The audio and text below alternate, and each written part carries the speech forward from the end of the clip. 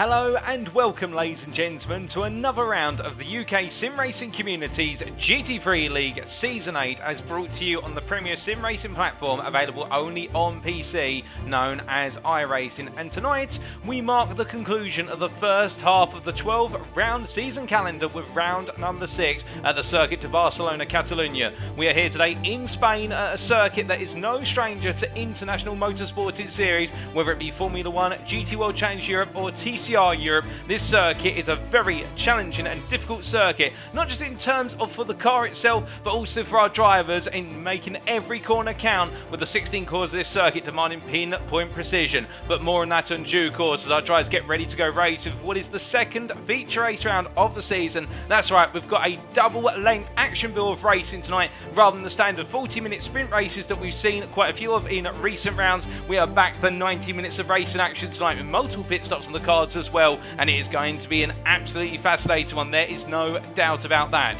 While drivers get it set, let's do a little bit of housekeeping for you. And first out, point out that this broadcast is a post-round broadcast, whereby the racing action you're seeing occurred as of yesterday evening on Sunday the 23rd of October 2022, but we're bringing it to you as if it were live for your viewing pleasure. And that means if you are tuning in, as well the drivers who participated in the race, alternatively you just know the result, we do ask that you avoid any spoilers in the chat for the guys and girls tuning in at home who do not know the result. And indeed, I as your host and commentator do not know what happens in qualifying nor in the race itself. It's completely new to me. I've made sure to avoid any spoilers, and I'll be bringing it all to you as if it were live to give you that raw live experience. But who am I, I hear you ask? Well, my name is Paul Walsh, also known as TX141 or Brit in the Spit, depending on what media you follow me on, and I'll be bringing you all of your racing action tonight, and indeed for the remainder of the season. And what a story it has been so far to tell as we make our way towards the end of the first half. This broadcast, of course, being brought to you on the official UKSimRacing Twitch channel. If you go to twitch.tv/UKSimRacing, you can tune in there for all the latest racing action, not just necessarily in this series, but also other series being running year in, year out by UKSimRacing. But speaking of seasons and whatnot, let's tell you a little bit about the calendar so far and what still lies in wait.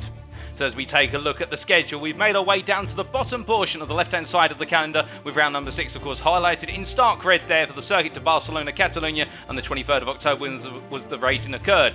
We can see there it's the second of our 4 feature race rounds, whereby we have 2 others to come much later on in the season. But to just backtrack a little bit, we started off the calendar with a feature race round all the way back at Road America in round number 1 on the 18th of September. And the big emphasis there was less about the overtakes, although there were quite a few early on in the race, particularly in the opening 2 laps, where there was a lot of drama as well into turn number 3, but the big emphasis was on strategy, with the 2-stop being the viable strategy, and we're likely to see that again today at the Circuit de Barcelona-Catalunya, where our drivers really did focus on fuel saving, tyre management and everything in between, and tried to leapfrog one another over the course of the 90 minutes of racing. Will we see a bit more of an aggressive racing style from some today? I think we might, given the lower number of drivers taken to the circuit compared to Road America. At Road America it was 52 drivers approximately. Today it's going to be about 26 drivers if they all do make it to the grid, nobody having any technical difficulties before they get to the grid. Fingers crossed nobody has any issues. And well, after that we had a series of sprint rounds, starting off with the Japanese round at Twin Ring Motegi back on the 25th of September in round number 2. And whilst it was a bit cloudy and foggy there, one thing that was very clear and was not obscured by the fog was the absolute charging spirit of a good number of drivers. Indeed, Callum Reed-Garton being one of many to really fly high.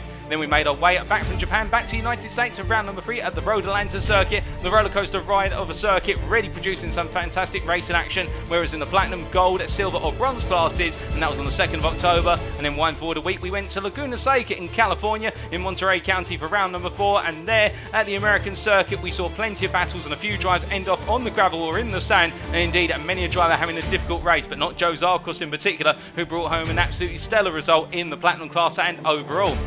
And last time out, of course, on the 16th of October, we went racing at the British circuit of Snetterton. At the 300 layout there, a bit of a controversial circuit, given the fact that it's a very tight and twisty circuit, but still our drivers relished in it, although there were a few instances in the mid-pack in particular which really upset the balance of our drivers in the silver and the gold classes, but sometimes that's what can happen, and indeed it can shake up the form, and we've had a huge shake-up. But the big name in that round was Stephen Masters, an absolutely dominant driver in the silver class, and he's going to be the guy to watch out for, in particular in the silver class today, as we make our way through Spain. After today, we will not have a break. We simply carry on the story with every round occurring 1 week after the next, and we're making our way over to the German circuit of Oschersleben on the 30th of October in round number 7. And whilst we return to a sprint format, one thing you can see there, the little asterisk tells you something, and that means that round will be televised live. That's right, we are going to bring that round live, not a post-round broadcast. It will be completely live, and we look forward to bringing you that before making our way from the European continent over to the United States of America for a circuit recently visited by Formula One, of course. It's the Austin, Texas circuit of the Americas, and that'll be on the 6th of November in round number 8. And then in round number 9, we make our way back to Japan again, picking up the air miles for the Suzuka circuit on the 13th of November, and that'll be another live broadcast before we make our way to Rudskogen, recently introduced into iRacing, and there we'll see the penultimate feature race round of the season in round number 10, and that will be televised live on the 20th of November. And in our penultimate round of the season, we have our final sprint race, which will be at the Indianapolis circuit, making our way back to the United States on the 27th of November, and then we bring it all to a close on the 4th of December at the Red Bull Ring in the season finale in the Austrian circuit, which is going to be our final feature race round. Indeed, we've still got plenty of circuits to come, a huge amount of variety as well, but when we talk a little bit about variety, we really do need to emphasise the fact that the Circuit de Barcelona-Catalunya, as you can see on screen now, is a circuit of variety. Now, this image provided us, of course, by simracingwiki.com. Thank you to them as always for their brilliant track maps. In 2D, it looks complex, and the fact you have 16 corners here and split into 2 significant halves of the circuit. The first half of the circuit, running from turn 1 all the way up to turn number 9, is a huge emphasis on sweeping corners and momentum change, where you can see the run down the start-finish straight all the way up towards turn number 1 goes into a right-left complex of turns 1 and 2, while drivers need to carry the speed through turn number 2 before they charge their way up towards the long right-hander of turn number 3, where it's all about balancing the car on the throttle and getting the power down when you feel the nose bite in. And get it right, you'll find yourself charging up towards turn number 4 with a lot of speed. And turn number 4 there, some of you may be thinking, if you've got a bit of a racing hat on right now, that looks like a very late apex corner. Indeed, turn number 4 is one of those corners where you want to go so deep into the corner and then bring the car around and get the throttle down as you charge your way into the turn 5 hairpin, which is downhill, and you'll see our drivers really attack that corner with its camber. Making the way out of turn number 5, they'll come through the kink of 6 before making the way into left-right combo of turn 7 and 8, and then we'll see some track limit penalties potentially accrued, given the fact that it's quite easy to cut the apex of turn number 8, and now drivers will make the way up into the uphill right-hander of turn number 9, which will see our drivers spat out to the left-hand side of the circuit, and it's such a difficult corner, turn number 9, one of the most loathed circuits on the circuit, for the simple reason that it's a corner which really punishes a driver if they carry too much speed into the right-hander. But after that, the entire nature of the circuit goes through a paradigm shift, where the focus will then shift on to being heavy on the brakes into a much slower sequence of corners, starting off with the old school turn 10 hairpin. We're not running the updated hairpin, which has recently been reintroduced, and indeed a much faster hairpin compared to what we see here, while drivers will be coming all the way down to first gear at turn number 10 before making their way through turn number 11, the left-hand sweep, before going into turn number 12. A tricky corner, turn number 12, a corner where you can get greedy on the throttle and speed, but you've got to be patient and get it right. You then head into turn number 13, a downhill right-hander with a heavy braking zone, and as our drivers roll their way out of turn number 13, they'll need to quickly get back on the brakes for the chicane of turns 14 and 15. The chicane of pain, as some like to refer to it, because it is a very tricky chicane and one that really causes our drivers to have to clatter their way over the curbing to get the speed through the corners, and then they'll make their way through the sweeping right-hander at turn number 16. Just to do it all over again. And this circuit, located in Montmeló in Barcelona, Catalonia, Spain, is a circuit which, when you think about it, is actually located a little bit closer to Catalonia rather than Barcelona. And well, the reason why it's called the Circuit de Barcelona-Catalunya, a little bit of trivia for you, is due to a sponsorship deal, as it used to be known as the Circuit de Catalunya until the sponsorship deal saw Barcelona be added to the title. But a little bit too much interest in that perhaps, but more interest, more so in the racing action. Indeed, as we come to our circuit, let's take you through our schedule for tonight. Times in British Summer Time, that's BST, or Universal Coordinated Time +1. It will be the case that in just under about 5 minutes time, we'll be making our way into the qualifying session, and that will be 15 minutes, and it will be an open qualifying session where all of our drivers head out onto the circuit, as is the change of rule set for the feature race rounds. It's not closed qualifying unlike the sprints. All of our drivers will have 15 minutes to set as many laps as they dare, but they want to get that best possible lap, of course. And who is going to come out on top? That will be the big question that we'll see over the 15 minutes. And with 26 drivers taken to the tarmac, it should mean that everybody is able to find some space on the circuit compared to if we had qualified 40 plus drivers out there, then it would be a bit more of a challenge. And with an average lap time hitting around the region of 1 minute 44 in qualifying trim, you can imagine our drivers will be able to get a good number of laps in to be able to set themselves up on the grid. And after that, we'll go straight into our feature race, our one and only race on the schedule for tonight, and that will be at 8:15 this evening. 90 minutes of racing action, and who will come away with the big points in each class, that's what we're going to have to find out. But indeed, as we said earlier, and we can see him making his way on around the circuit at this point in time, we see Stephen Masters there, the privateer in the UKSimRacing at Porsche 911 in the number 11 car, looking very fast already in this final practice session with only a couple of minutes left on the clock. And the thing about Masters that we've seen already over the course of this season, ever since his demotion, if you will, coming out of gold into the silver class, well, less of a demotion and perhaps a reassignment, we should really say, based on his opening performances, Stephen Masters has risen to the challenge since that change in class and is really starting to put the pace down. But let's not forget about the fact that late arriver in the calendar and the season of Jeff Griffiths here, the privateer in the 16 machine, also taking the fight to Masters and only separated by 1/10 at the moment in terms of the final practice pace. Of course, the thing about final practice is we do not know how much fuel has gone into each of these cars, so it does become a little bit of a contention point in terms of we're not 100% sure who's got what fuel in the car, and therefore whether Masters is perhaps doing qualifying pace, meanwhile Griffiths could be doing race pace and vice versa. But it's not just about our silver drivers, it's also about our drivers in the other classes, including the likes of Martin Tillin here, our gold driver, of course, missing out on the win last time out versus Joshua Pratt and looking to fight back today, and it's very close between Pratt and Tillin at the top of the gold class standings, and Tillin in the 91 BMW M4, you can be sure will be going for gold here today as he makes his way down towards turn number 1. A very consistent driver, and he'll be looking to try and keep it together as best as possible. But indeed, we look from him to another BMW driver, albeit in the platinum class of DCW Racing's Richard Jepp there, as he makes his way down to turn number 1, and the number 65 driver here as well. Hasn't been in too many rounds so far, but he'll be looking to start off his campaign with a great start after what was some earlier rounds where he performed well, and he'll be looking to bring forth the racing action here at the Spanish circuit and look to get some huge points in the bag. And also we do have a limited number of our bronze contingent here today in the form of Darren Sharple, you can see in the pit lane there, parked up in the Mercedes GT3 AMG Evo machine, the 2020 machine, and we also do have Sean Clark, and it's only the 2 bronze drivers in attendance. We do have the majority of our bronze drivers deciding to drop this round, and indeed a number of drivers voicing to drop this round, either due to personal preference or alternatively a good number of drivers right now going for a bit of personal illness, I must admit.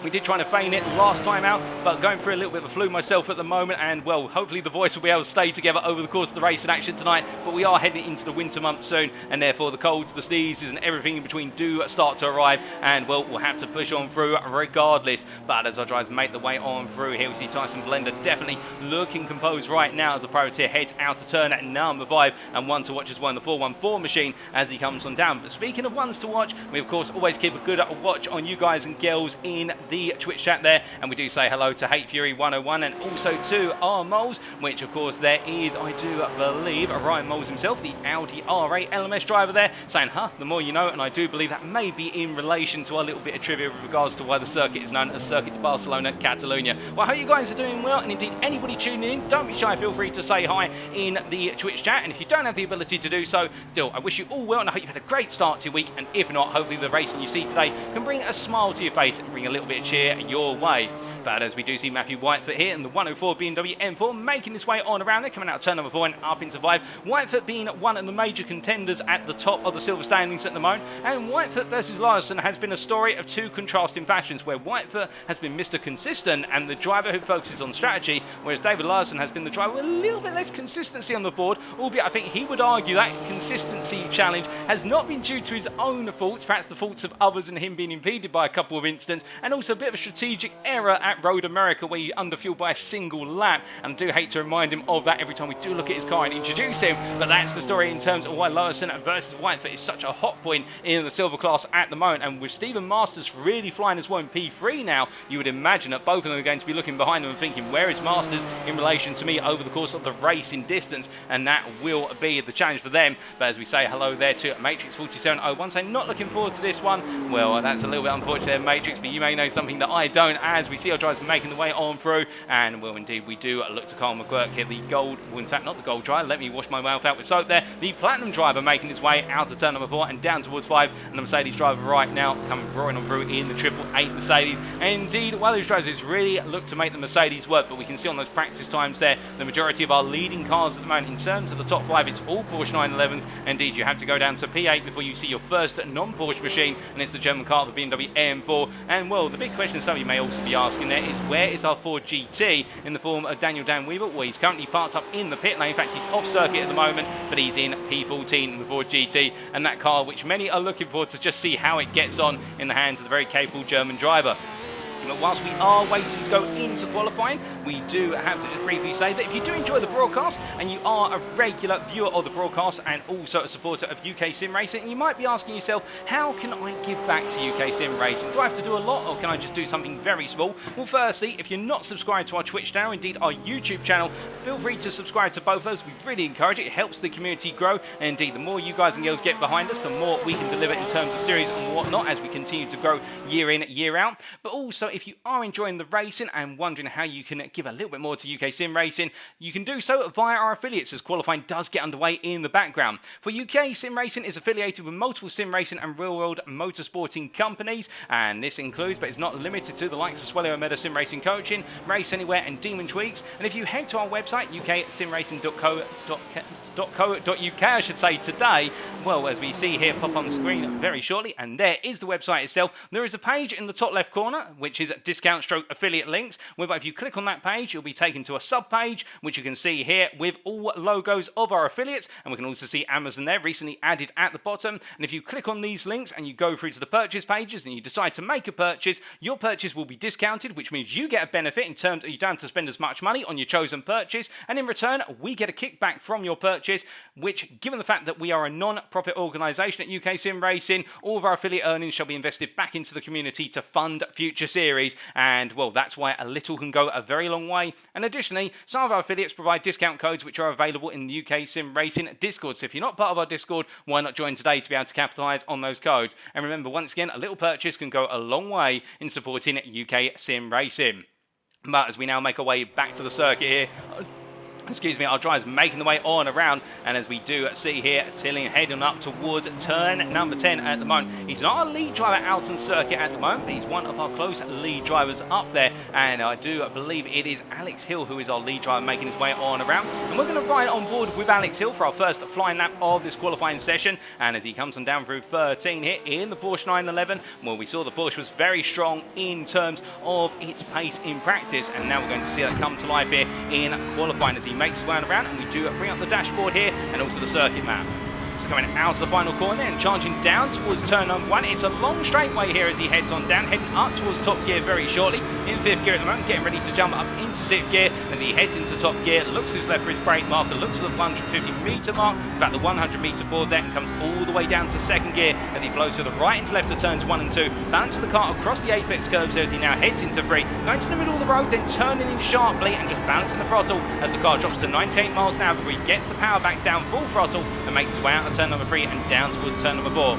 Onto the brakes he goes, then into turn 1. You see he's going to go nice and tight right at the end of the apex curving and then make his way out and let the car drift out as he powers down before bringing the car back over to the right hand side for turn number 5. Has to brake early here, no real brake marker for turn 5. You've got to do it based on feel and gut instincts, and as he comes on out of the hairpin, now making his way up through turn number 6 and in towards turn 7 and 8. The left-right combination here, braking at the start of the outside exit, the entry curve I should say, and going through turn 7 and 8, and taking a bit too much sausage curve there at 8. You can see it unsettled the car as he now makes his way into 9. And here it's all about a dab of the brake, bring the car through, and just about keep 2 wheels within the white lines, and he does so very nicely there, Mr. Hill does, as he makes his way down towards turn number 10. Now we head into the second hairpin on the anchors once again, all the way down from 5th gear down to 1st gear, rolling his way on through and powering out, and now heading into turn number 11, bringing the car across the apex curve, and now braking, trail braking into turn number 12, and just waiting and waiting and waiting, and he can get back on the power now. You have to wait an eternity as he now makes his way on towards turn number 13, downhill braking, it trails his way for the apex, 2nd gear, brings the car over to the right side, and now through the turn 14, 15 chicane, left into right here, not deciding to take his way over the sausage curves next, they'll destabilise the car, and as he comes through the final right hander, flat out here through turn number 16, and comes to the end of a lap. It's a nice lap from Hill, and as he comes across the timeline, what's it going to be for his first flying lap of the session? It is a 43.416, a smooth lap there, and smooth laps normally do mean it's a fast one as he makes his way up and down towards turn number 1. Once again does the gold driver, but definitely right up there with a strong lap to start off with. But we still got plenty more laps to come as we do see some more times coming on in from our drivers. And well, looking a bit further back at the moment, we can see here Richard Jett making his way down through turn number 13 behind the Ford GT there of Weber, and as he heads into the chicane, we do expect the BMW to struggle a little bit in this lower speed section of the circuit, given the fact the car is quite bulky in its nature, and therefore it does want to understeer quite aggressively over that front end. But as he makes his way out to the final corner, Jett comes across the line, and well, it's going to go P12 initially. I think he'll feel as though there's a lot more time out there, because that 45.184 I do not think is representative of what he's looking to achieve here today. As we see just behind him, teammate there from DCW Racing of Patrick Falconer, P15, now demoted to P15 by Casper Rottner, going P11, as meanwhile Jonathan Hitchen, who is in attendance today, well, he is currently provisional pole sitter on a 43.241, and right now the number 21 driver absolutely flying through turn number 4, and no questions asked, he's going all in as he comes right on through and down towards turn number 5. As he makes his way flying on down here, the Porsche driver looking smooth at the moment, and as he heads on out of the hairpin and up towards turn number 7, well, of course, a little bit of pressure is on Hitchen, given the fact he wasn't in attendance last week at Stetson, so therefore it's opened up the door for him to be closed up in the championship. But another strong finish here today would really help him re-extend that championship lead in the Platinum class and overall. And one key thing to note is we do have the absence of a good number of Platinum drivers who are close to him in the standings, particularly Joe Zarkos and also Daniel Thomas, and this may just really work in the favour of Hitchen as he makes his way out of the turn 10 hairpin. As he heads into 11 and 12, we do look from him to Stuart Brown in the Mercedes here, going from one Symphony eSports driver to another, and Brown making his way right now through what is in fact kind of a bit deep and parking the car. I think that is for turn number 12, and he's decided to make his way back to the pit lane as Brown, and that's not the way he wanted it to go, not at all. As meanwhile we do see him, that was turn number 12, as we see Peter Cox coming on through.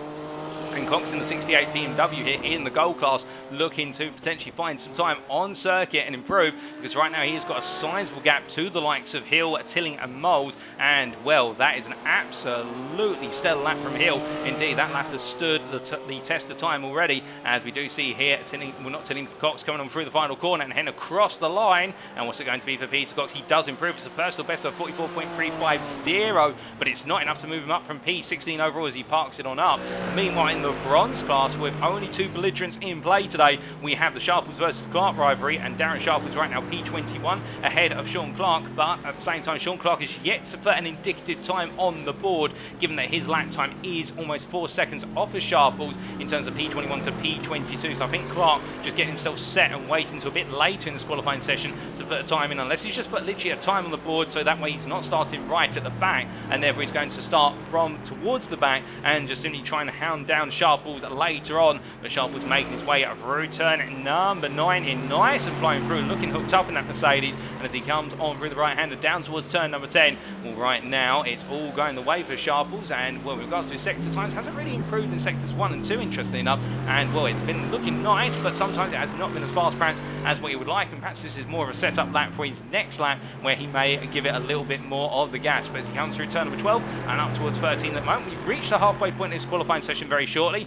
and Sharples almost puts it off the circuit. Their 2 wheels almost going out onto the gravel, but indeed that goes to show the fine balance between pushing it hard out of turn number 12 and keeping it within the track limits. And as he comes out of the chicane, taking a bit of the exit sausage curve there, which you can do in the Mercedes, of course. This car very stable over the curbs compared to some of its peers in the GT3 class. As he heads across the timeline, Sharples does not improve, and he makes his way on to another lap.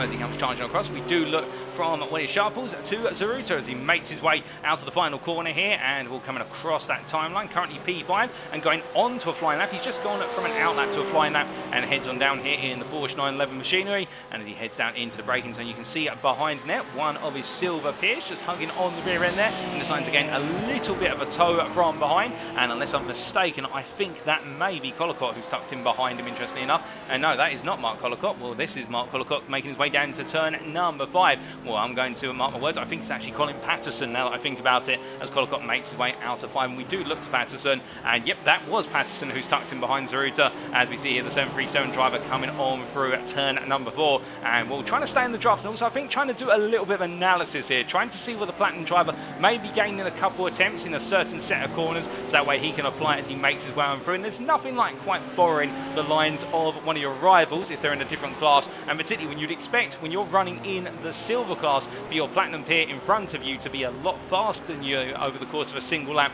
and therefore you can look at them and think, okay, well, he's doing this a little bit differently at this corner, perhaps he's taking this line, or he's braking a bit deeper, or he's braking a bit earlier and setting up his line this way. And it's all about studying how the faster guys go when you're not quite in the top class. And Andy Patterson doing well here as he makes his way down into turn number 10. Currently P21, not the last of our silver drives at the moment in the qualifying stands. That would be, in terms of those who have put a lap in, that would be Tyson Belenda down in P23. Dale Larson yet to put a time on the board, interestingly enough. I wonder if they're trying to do some work on the car. As meanwhile, we do see here Colin Patterson heading down into turn number 13, actually getting bunched up behind Zaruta here, and this is not ideal for Patterson. I think he may feel as though he's been slightly impeded here as he comes out of the chicane and through the final corner. He was up in sector 2, so as he comes to line, will he improve in sector 3 and jump up from P22 as he comes across the time lane, jumps up to P21? But I wonder for Patterson whether he feels as though perhaps if he had not been as close to the Porsche in front of him, could he have gone a little bit faster? Well, that's a what-if question.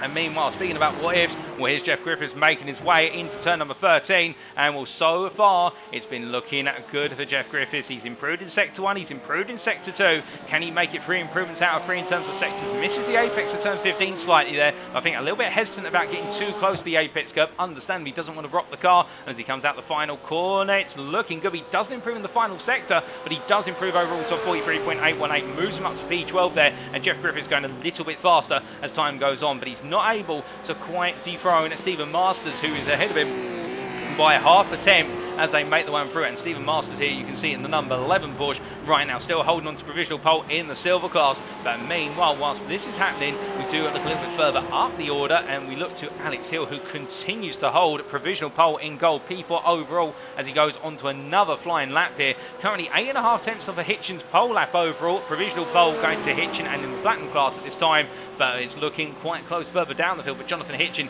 just almost half a second clear of everybody else as they make the way on around here. With not long to go in this qualifying session, we do look from Alex Hill to Nathan Foster. And Foster here, the sim and racing driver who has really had perhaps the story to forget of the season so far. And that's not to besmirch Foster's ability behind the wheel of a GT3 car. He has just had no luck dating all the way back to Road America. Nothing has gone right so far this season. When he's been on winning form, Alterti looking for a strong result, something has intervened, whether it's been a mistake, Alterti an instant that has come his way. It has just not worked out for Foster so far. And will he be able to today be able to put those demons to bed and have a stellar start in the race here today at Circuit de Barcelona-Catalunya, or will he find himself once again having to do a solid drive and try to recover the points that he might be potentially losing? Well, right now looking at P7 overall, not a bad qualifying position here. He is only currently a tenth of the Richard Jepp in P6, so he's looking close. And this will be affecting P6 in the platinum class in terms of his starting position. He's ahead of Norket and also Carl McGurk. McGurk in the pit lane at the moment, P20, really not having a strong qualifying session. But meanwhile, Jeff Griffiths has just jumped all the way up to P6. My goodness, the silver driver jumping bounds ahead of the rest of the field in terms of his class. Meanwhile, Ryan Moles comes across the timeline, does not improve at the moment. But meanwhile, we do look from Ryan Moles to Cy Anthony here, who's going a little bit slow at the moment, and in fact making his way down into turn at number 13. I think getting himself set up here for another qualifying lap and really taking his time rolling his way on through. I don't think there's an issue with the car. I think he's just trying to give himself as much space as possible as he comes roaring on through the chicane.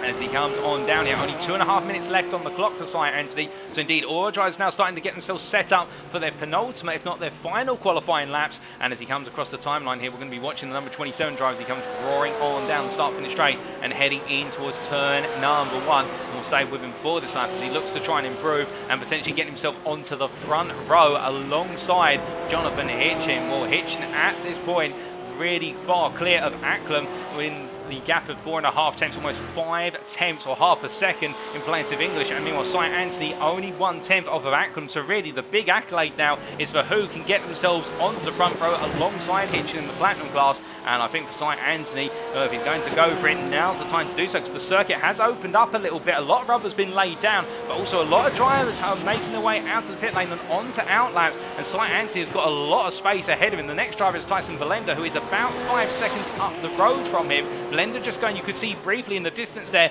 going into turns 7 and 8. And whilst Valenda has been showing lap times which are on average about 2 seconds slower than Cy Anthony, I don't think Cy Anthony's going to take a whole 5 seconds out of Valenda over the course of this one flying lap, or if he does, Valenda will most likely have to bail out and get out of the way given the qualifying rule set. But meanwhile, Ryan Moles off camera has improved to P10 in the Audi R8, jumps up to P10 overall. That is P3 in the gold class here, as we see Cy Anthony making his way through turns 11 and 12, looking very composed at the moment as he makes his way out of 12 and up towards 13. And well, he is improving in subsector 1 and subsector 2. He's only got one more sector to go here as he makes his way into the final chicane. As he comes on through, can he potentially improve enough to dethrone Acklam from P2? It's looking good, and as he heads on through the final corner here, can he get it done? It's going to be one more lap after this, but I think he only needs this one as he crosses the line. It's not enough. He's just missed out by what is there, half a hundredth versus Acklam. Of course, we do have to keep in mind, as Cy Anthony jumps back to the pit lane, we do have to keep in mind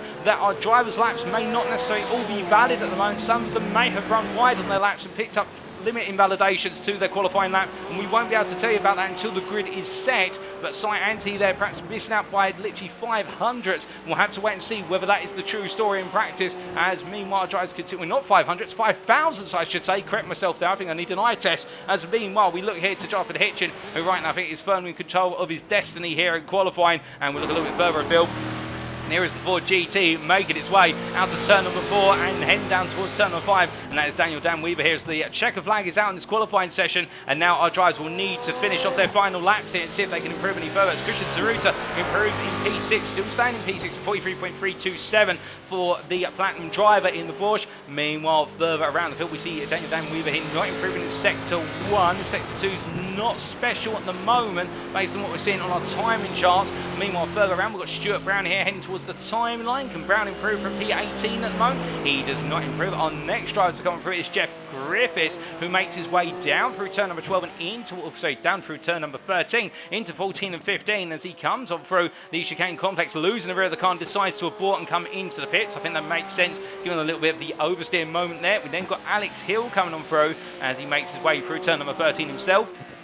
And I think this is going to be well on course for pole position in the gold class and places himself very well for the purposes of going into the race. Indeed, he decides he doesn't need to do any more. What about Daniel Dan Weaver as he makes his way through the final corner? He did improve the sectors 1 and 2. Has he put in an absolutely sublime sector 3 as he comes to the timeline here, P14 at the moment, and he does not improve from P14. So he's going to be starting on the 7th row of the grid as a maximum. Matthew Whitefoot still making his way on around here in the 104 machine as he heads on down into the chicane. And Whitefoot here in terms of qualifying, he has managed to out-qualify David Lawson, interestingly enough. And for Whitefoot, this is going to be P3 in the silver class with the lap set by Jeff Griffiths. And as he comes across the timeline here, he improved in sector 2, does not improve in sector 3, and that is not an improvement overall. David Lawson, meanwhile, coming out the final quarter, takes a bit too much exit curve there. You can see the car was being railroaded straight on. He wasn't allowed to turn the car in as much as he wanted to. I think that's going to be a compromise end to his lap. Well, that is it then, ladies and gentlemen. It is Jonathan Hitchen who takes pole position overall in the Platinum class. It's Alex Hill, we believe, who takes pole position in the gold class, P4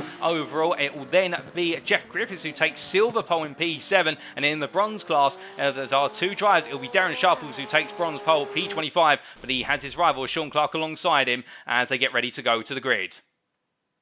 So as our drivers head onto the grid, then let's take you for the grid for round number 6. So here's how they line up at the Circuit de Barcelona-Catalunya for round number 6 of the GT3 League Season 8, as brought to you by UKSimRacing on iRacing. It is Jonathan Hitchen who took pole position in the end with 142.504, and join him on that front row. It is confirmed it is Cy Anthony for Symphony Esports Black, who just managed to pit James Acklam into P2. Behind them, it will be BRM Racing's James Acklam, then P3 on the second row, joined by Alex Hill, and Hill there starting in P4. Gold pole sitter for TCR Sport. Congratulations to him. him. Richard Jep and Christian Zaruta line up on row at number 3, the two platinum drivers there, separated by only half a tenth. And then we do have Jeff Griffiths, your silver pole sitter, P7, joined by the gold driver of Joshua Pratt. Congratulations to Griffiths, taking his maiden pole of the season. We then have Nathan Foster and Ryan Moles on row at number 5, Martin Tillington and Stephen Masters on row at number 6, a little bit further back. We then have on row at number 7 the combination of Darren Norquette from UKSimRacing and Daniel Dan Weaver there, P14 the privateer, before Matthew Whitefoot and Mark Collicott, the two silver drivers, line up on row number 8, P15, P16. We then have the combination of Stuart Brown and David Larson line up on the 9th row. David Larson having a reasonable qualifying session and within arm's reach of Matthew Whitefoot, but they'll be conscious of the fact that Masters and also Griffiths have both out-qualified them. And then we can see that on row at number 10, Casper Brotner and Peter Cox complete our top 20. Colin Patterson from TCR Europe lines up P21 with Carl McGurk alongside. Carl McGurk having a difficult qualifying session in the Mercedes AMG, P22. And then on row at number 12, Patrick Falconer and Tyson Valenda, they line up P23, P24. And then it will be on our final row, the combination of Darren Sharples and Sean Clark, the two bronze drivers who go toe-to-toe from the back of the grid. And it'll be interesting to see how they get on, given the fact they are both vying really for the win here today. And we know how close their pace is, given the qualifying pace they have demonstrated. Well, as the lineups are being filled here, indeed most of our roles are being filled up, we can see all of our drivers absolutely set to go. And well, it will be behind the pace car. It'll be a short formation lap as our drivers make the way into turn number 10 behind the safety car, and it'll be Jonathan Hitchen who leads our drivers to the green. Indeed, it's not going to be a long run. And also the pain they're going to feel here is the fact that it is a very tight run all the way to the green, given the fact they're heading through the second half of the lap. They don't really have too much space to get tyre temperature. They will have a bit of space to potentially get some brake temperature in the car, but otherwise this is going to feel a very awkward start to the 90 minutes of racing action here today at the Circuit de Barcelona-Catalunya, in the fact they don't really have much space to do any tyre warming. They only have a very limited number of braking zones, and therefore it's about who can acclimatise themselves to the cold car early on, who may just gain some early places and make some major ground as they go deeper and deeper. But indeed, as we come to the end of the first half of the season, it'll be Jonathan Hitchen who takes us to the green for round number 6, and now we await to go racing.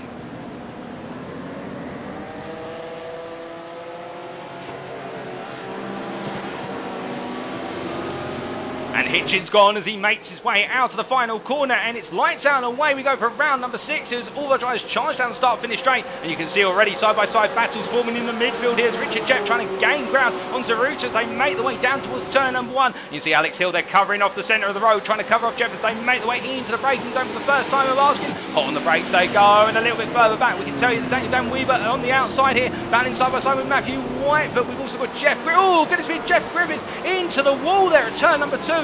Meanwhile, we've got a little bit more drama in the fact Ryan Moles coming through the field. Christian Zaruta has also fallen off circuit at turns 2, 3, but Ryan Moles gaining ground early on, gaining the place already. You can see Martin Tilling there up the inside of Nathan Foster into turn number 4, and as they come through, Tilling gains a place. Nathan Foster still gained one place with Zaruta dropping on out, but as they make the way down to turn number 5 here, the battles continue, and a bit further back we can see Colin Patterson here trying to look for the move on Patrick Falconer at the DCW Racing Audi, trying to go all the way around the outside of Peter Cox here as they make the way out to turn 5 and through the kink of 6, and as they come through, well, Falconer can't make the move done, and Peter Cox holds the position for the time being, but very close stuff here as our drivers make the way out of turn 7 and 8, and we're getting it wrong out of turn number 8 there. You can see Casper Brotner, I think in fact that's David Larson getting it slightly wrong, and Casper Brotner as well, as Stuart Brown comes on through and takes the 2, and now they make the way down towards turn number 10, and Larson defending hard versus Brotner as they make the way into the braking zone, side by side onto the anchors they go. Oh my good lord, and Patrick Falconer coming in as hot as a torpedo there as everybody has to stop into the hairpin, and well, a number of drivers being caught up, Tyson Valenda and also I believe Sean Clark and Colin Patterson all having to stop the cars. Now I think it may have been that Falconer just missed his braking point by a couple of 100 metres and then had to try and get the car stopped. That's not the way you want to start off the race, but meanwhile continue, one driver started his race off strong. Here he is, that's Jonathan Hitchen who leads by a second as he goes on to lap number 2 ahead of Cy Anthony P2, then it's James Acklam in P3 giving a hot pursuit, followed by gold leader of Alex Hill P4, the drivers ahead of him all platinum of course, Richard Jett P5, the platinum driver in P4 in class, then it's Joshua Pratt P6 followed by Ryan Moles P7, then we do have Stephen Masters P8, silver leader at this time, Matthew Whitefoot hot in his tail behind him, and then we have Darren Norquette P10 followed by best the rest driver Mark Collicott, the silver driver in P11, but Collicott's got pressure in the form of Nathan Foster Foster as they make the way through turn number 3 here. But the thing for Nathan Foster is, given the way this race has started, and I believe in fact Nathan Foster had a bit of an error coming out of the chicane. He's lost 3 places on my chart as he makes his way down to the braking zone here for turn number 4. He's going to look up the inside here versus Collicott. He's going all in, and Collicott's going to oblige him and give him the space. But the thing that Foster's got to recognise is that Collicott could just see him power out there and have plenty of whip to play with, and now he defends into turn number 5 as they battle for overall position and make the way out of the hairpin and down towards turn number 7. You can see Foster wants to get on through, but he just can't find the space to do so here and the ability to overcome the BMW's power as they make the way out to 7 and 8 and head up towards 9. But it's going to be very close as they head into the roll through the right-hander, and as they make the way on out, well, you can see Foster staying very close here, and surely he's going to look for the move up the inside into 10. Well, Collicott holds the inside there. He's definitely not giving up track position here, Collicott. He wants it as they come into the braking zone, and Foster trying to get the cut back on the inside, but Collicott's saying no, I'll just make the car go a little bit deep and park it there for you, and you can wait once more. But it's not just about them as they make the way on through, and meanwhile Patrick Falconer, after that moment earlier on at the turn 10 hairpin on lap number 1, he's giving a hot chase to Martin Tillian as they make the way on through. But indeed, this is really shaking up the order as we also see Darren Sharples here, the bronze driver, the privateer in the 777 machine right now. Well, he lost out a little bit at the start, but not as much as Sean Clark did, and holding on to P21 as Colin Patterson looks on behind, as does Peter Cox.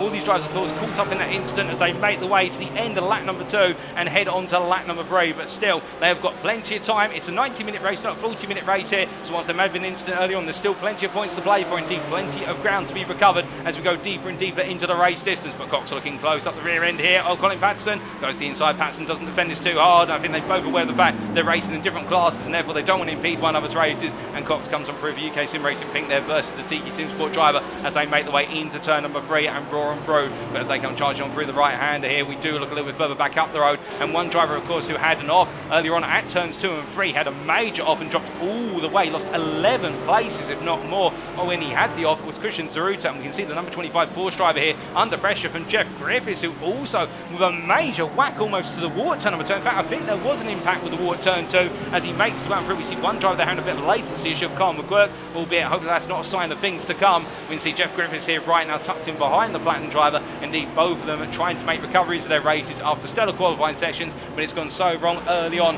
as they make the way on through turn number 9. As they come through the right hand, and Martin Tillian looking at this and rubbing his hands together and thinking that he can pick off a couple more overall positions. But his main foes in the gold class are a lot further up the road. His next target, P5 in the gold class, is Stuart Brown, all the way up to P14 at this time. And Tillian, well, I think he's just simply got to get his head down and think about how he can revise the strategy in order to be able to make this work. Now, we are expecting 2 pit stops in the cards today. We are expecting those pit stops to occur relatively symmetrically, in terms of one will be around the 30-minute mark, one will be around the 60-minute mark. But of course, any fuel saving front into the mix there, we could see things shaken up to a degree as well. And of course, the challenge with this circuit, the Barcelona-Catalunya circuit, is overtaking can be a little bit difficult in high downforce cars. Of course, these GT3s running quite significant aerodynamic packages on them. It means that particularly when you get into the latter half of the lap, overtaking opportunities come more as a premium, whereas in the early portion of the lap, if you're able to get the car set up so it runs nicely in the dirty air of another car, then it can work out quite nicely. But everyone right now seeming to calm down a little bit. Indeed, the tempo of the racing has settled after the first couple of laps, and now we are starting to see it come down to who's able to protect the car a little bit more, but also not make any mistakes. And again, with there being so many different corners in terms of that corner variety here, it's very easy to very quickly make an error in terms of missing your brake point by even the smallest of margins. You can go overly deep or dirty straight line off the circuit, and conversely, of course, if you're not carrying as much speed as you're used to into a corner, you can lose out a bit of pace there. And that's the problem that Colin Patterson finds himself in right now, P23, in the fact that he does have David Larson and the 2 silver drives here going toe-to-toe in the run after P23 overall. And what for them is, if I'm not mistaken, P5 in the silver class, in fact P6 in the silver class, as they make the way down towards turn number 7. But Larson staying hot on the heels here of Patterson, but of course mindful of the distance to go. But as they come running through, we do say hello there to a couple more of you in the chat, including 306 Rally and also CP85 and also Steve Masters. But we do there look to Steve Masters, who right now leading in the silver class, running comfortably in P8 at this time, and that's the overall position, of course. Chasing after Ryan Moles and, well, making his way on past Matthew Whitefoot early on. Well, in fact, qualifying ahead of Matthew Whitefoot, should be pointed out, as he comes up through the chicane. The number 11 driver at the moment, just focusing on delivering his race, much like at Snetterton. That's where what it was all about for Masters, just getting his head down and delivering, and he's doing that at this time, but still, of course, plenty of time on the cards. As meanwhile, one silver driver here will be looking to hunt down Masters in the long term, with Jeff Griffiths, who continues to hug the rear end of Christian Zaruta as they make their way across the timeline and on to the next lap. They're coming on charging down at this point. I think Griffiths has got to be mindful, or at least he'd be expecting in his mind, that Zaruta will be the faster driver of the two. Oh, goodness me, there's a bit of contact there to the rear of Christian Zaruta's car. And, well, Christian Zaruta sent straight on there, rejoins and hits the curbing. There's a bit more contact with Patrick Falconer coming to the back. And now I don't think Patrick Falconer expected that Porsche to be going so slowly at turn number 2. But it's gone very wrong for both Zaruta and also Patrick Falconer. Goodness me, and now Falconer's race, well, the damage he's got on the car, Zaruta has to jump to the pits, and I can imagine the suspension on that Porsche right now may be in a state of worse than repair, as he, meanwhile, Falconer here now has a huge traffic jam of cars behind him, and, well, David Larson is still trying to find his way past Colin Patterson as they make their way through turn number 5. And I think Larson at this point must be thinking, give me a break, I've got this close, and now we're all concertinaed up. But speaking of concertina, in here you can see Darren Sharples under pressure from Peter Cox. They make their way through turn 7 into 8. We ride on board the gearbox here. Oh, that Darren Sharples looking back towards the beastly front end of the BMW piloted by Cox as they make their way through 9, and as they come through the right-hander and up towards turn number 10. And I think for Sharples here, he's going to be in two minds. Does he let Cox go and then relinquish track position in the favour of having just some space out on circuit, or does he try and keep these drivers at bay in order to give himself a bit of a buffer to Sean Clark, who's a bit further back? Well, Sean Clark, in fact, is 15 seconds back. I think that for Sharples, he doesn't have to worry too much about losing places at the moment. But of course, you always want a nice buffer zone to the rival in class. But as they make their way down through turn number 13, you can see here Patterson definitely thinking about trying to make a move on Cox, or trying to get Cox to get a move on, so that way he's able to break away a little bit from Larson behind. It's a bit of an uncomfortable position for them now, as meanwhile, a bit further up the road, Casper Brotner here, battling side by side with Carl McGurk. McGurk on the inside there as they make their way into the braking zone for turn number 1. And it's going to be a Platinum driver up the inside in the Mercedes. The brake discs there glowing red hot behind. Meanwhile, Peter Cox trying to do the same here versus Sharples. Gets it in the run to 1 as they make the way on through the right-hander. He gains the place there, and now Colin Patterson has to try and do the task of getting on past Sharples. Now, I don't think Sharples is going to put up too much of a fight if he feels as though Patterson's got the run on him. But whilst he hasn't got that complete committed run, I think Sharples is not going to worry too much about potentially yielding here. And it says they make the way on through. I think Sharples is just trying to run his own race as they make the way on down and around through turn number 4 and up towards 5. But as they make the way into the hairpin, we do ride on board with David Larson, who is continuing to try and find his way through in the 306 car. The Symphony Esports white driver really trying to put the pressure on, but just not able to make that pressure pay off at this time. Now, meanwhile, further up, we are keeping our eyes on the leader. Jonathan Hitchen has been reeled into 4 tenths by Cy Anthony much further up the road. We will cut over to that very shortly, but focusing here and now on the battle for P21. Sharples there having a bit of a poor run coming out of turn number 9.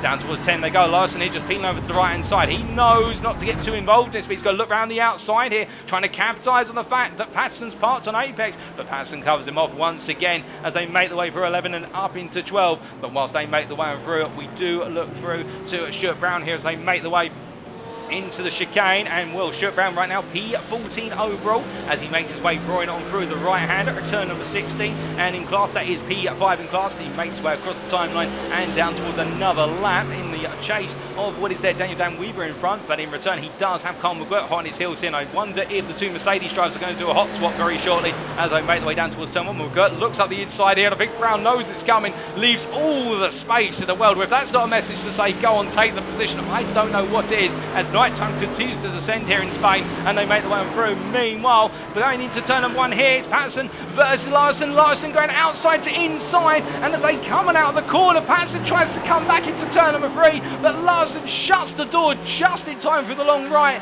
And as they make the way on through, well, David Larson, we didn't quite catch the start of it, but we caught the most important part where it mattered, and Larson there trying to go all the way around and got it done in the end, just ahead of Patterson, and gains a place. And for Larson, that could be critical in now enabling him to upshift a gear in terms of pace and trying to hunt down Jeff Griffiths in P17. It's a long way to go for Larson, but P22 is now in his clutches.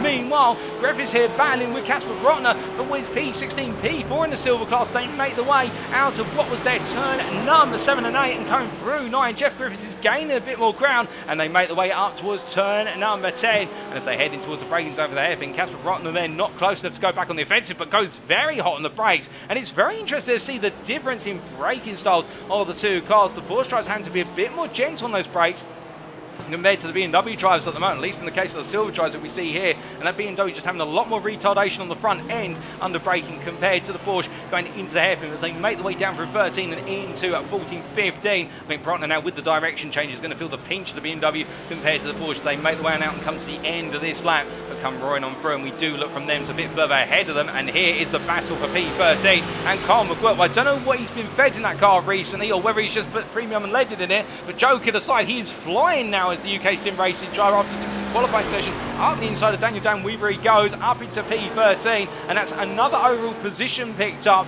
But now his next target will be a class contemporary in the form of Nathan Foster, and the change may arise a little bit more as meanwhile Patrick Falconer battling with Peter Cox coming through the opening two corners, and Cox here, much like Larson versus Patterson on that ago, Peter Cox comes back up the inside. They make the way through the right hand and they give one other space. It's Audi around the outside, BMW on the inside, and you can see the difference in grip that Falconer has down the outside as he cuts across the nose of Peter Cox, and Cox in the end has no ability to come back at that time, but that was so very close. And well, Patrick Falconer gains P19, what is for them P7 in class as they make the way down through turn number 5. But that was very close indeed. I can see a number of you commenting on that in the Twitch chat. And well, Falconer versus Peter Cox, so they could not have put more of a distance between them in terms of fighting as they make the way out of turn 7 and 8 and up towards 9. But as they come through the right hander now, Peter Cox is trying to come back here. He does not feel as though the job's done yet, and look at the run that the UKSimRacing Pink driver has got here versus the DCW Racing driver. And Falconer peels the outside of Peter Cox. I think he's going to go all in on the brakes and say, right, I'm coming back at you now. And as they make the way through the hairpin, nose ahead at the moment for Peter Cox, but of course Nats the drag race into 11. They're still side by side. Cox there takes plenty of apex curb, literally giving Falconer all the room he can. Side by side go through turn number 12 here. Falconer defends on the inside into 13 they go. You don't normally go too wide into the chicane, but we're going to see it here as they make the way to 14 and 15. A little bit of contact between the two of them, side by side for the entirety of the chicane, and Peter Cox gets the move returned after what was a loss coming out of turn 3 into 4, but Peter Cox comes back on through, and Patrick Falconer there with him as they make their way across the timeline. Now David Larson, I don't know if he's flashing his lights in congratulations that they survived too wide through the chicane, or saying to him, right, you got to look at me now as we make our way down towards turn number 1. But regardless, brilliant battling between them. And meanwhile Colin Patterson trying to come up the inside of Sharples here into 1, but Sharples holds the outside into 2, and as they make their way on through, this is the battle for P22. Patterson goes nose in there as they go through 3. There's a bit of contact, or is there? I'm not sure if Sharples had lost the rear end coming through 3. But what does it mean to him? He's going to lose some momentum and lose the place of Tyson Melenda. Now the thing, of course, for Sharples that he'll be a bit content about is he's lost all track position versus drivers at other classes, but Sean Clark is not close enough to capitalise. I think Sean Clark's had a couple of difficult laps because he's down in P25, and here is Sean Clark, who's only just made his way through turns 1 and 2. So the Ferrari driver right now in the lone Ferrari today at the Spanish circuit, making his way around in P25, but indeed plenty of battling happening in the region of P20 at the moment. We've still got plenty more to come, I think, given the fact that our drivers are only starting to get fired up here, and whilst the track temperature, indeed the ambient temperature, may be dropping a little bit as we get deeper and deeper into the Spanish night, by no means are drivers giving up here or giving up the fight as they continue around. And to keep in mind, we're only 15.5 minutes in to a whole 90 minutes, so if it's anything to go by, we're going to see plenty more before the checker flag comes. And well, just ahead of Casper Brotner right now, we have battling for P15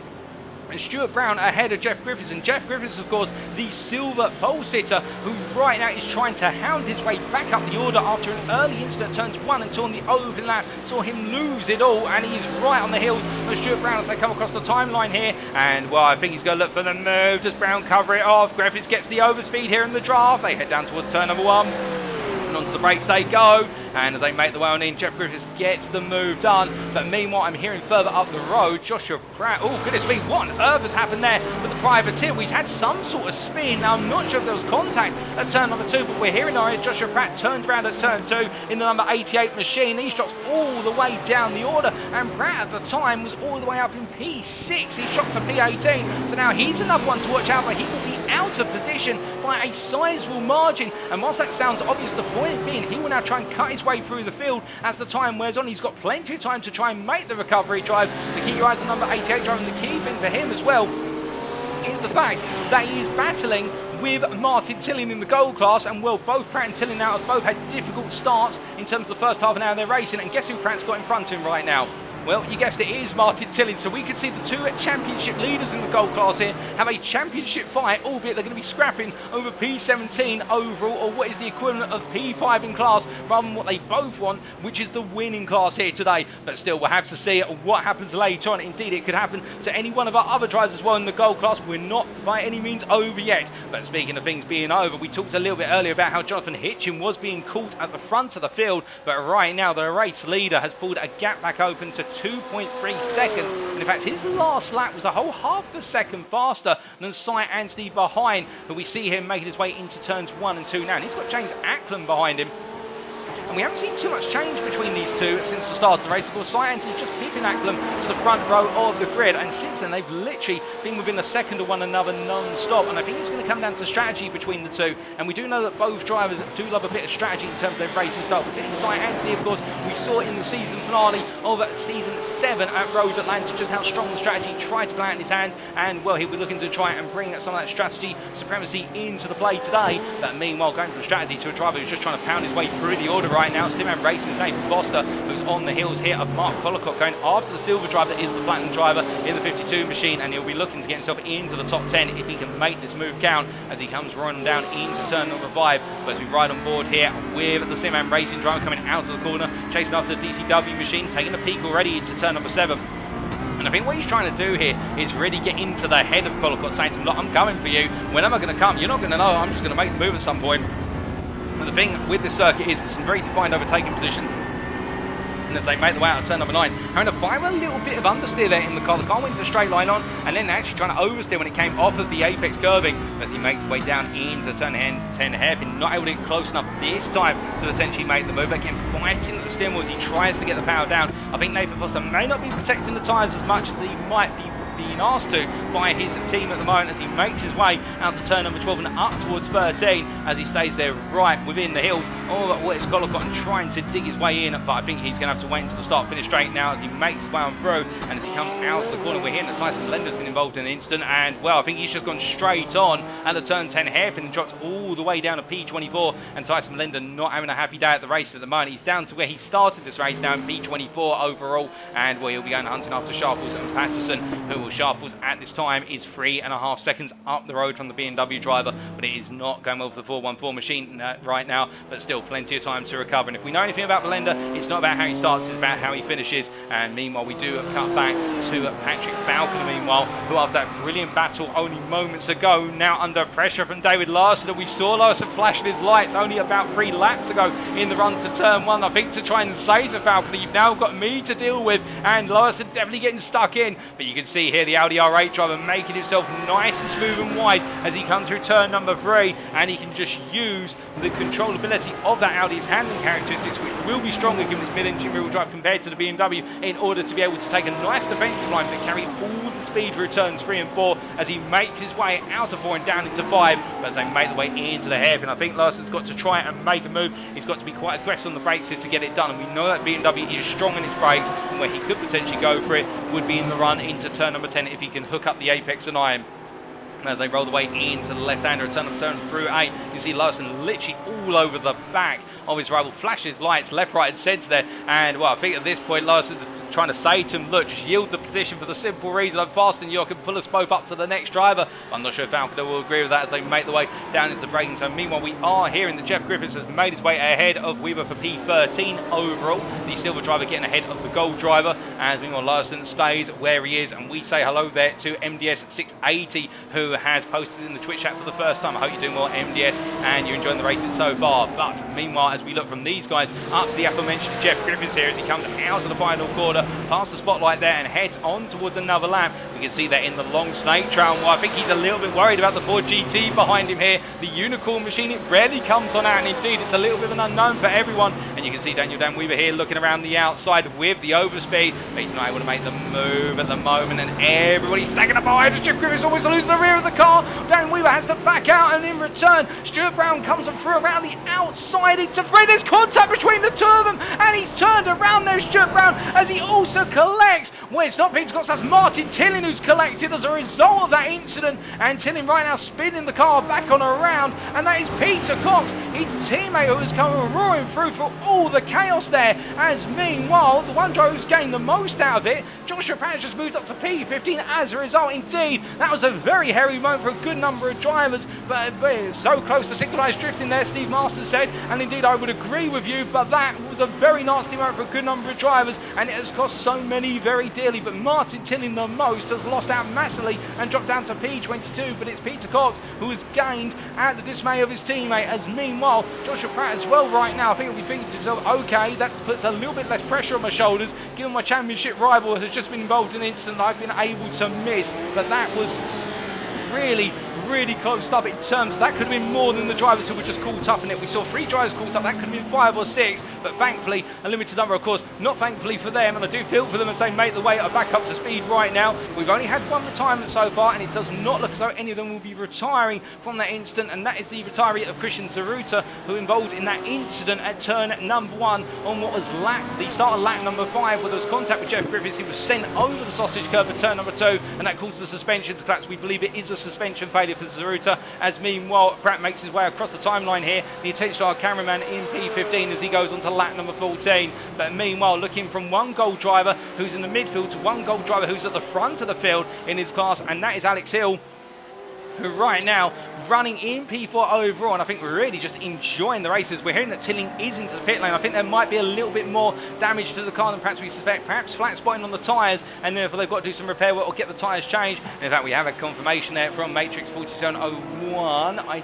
do imagine that is going to be Tilling himself in there, and good evening to you, Martin, if that is the case. But Martin Tilling right now into the pit lane with damage, and well, his race is going from good to bad to worse, as meanwhile Hill here just enjoying one of his strongest races of the season. In fact, his strongest performance of the season so far, and was he makes his way into turn number 10. Yet by comparison, out in the back of the gold driver, the DCW Racing driver continuing to stay close and looking to try and get P4 overall as time winds on.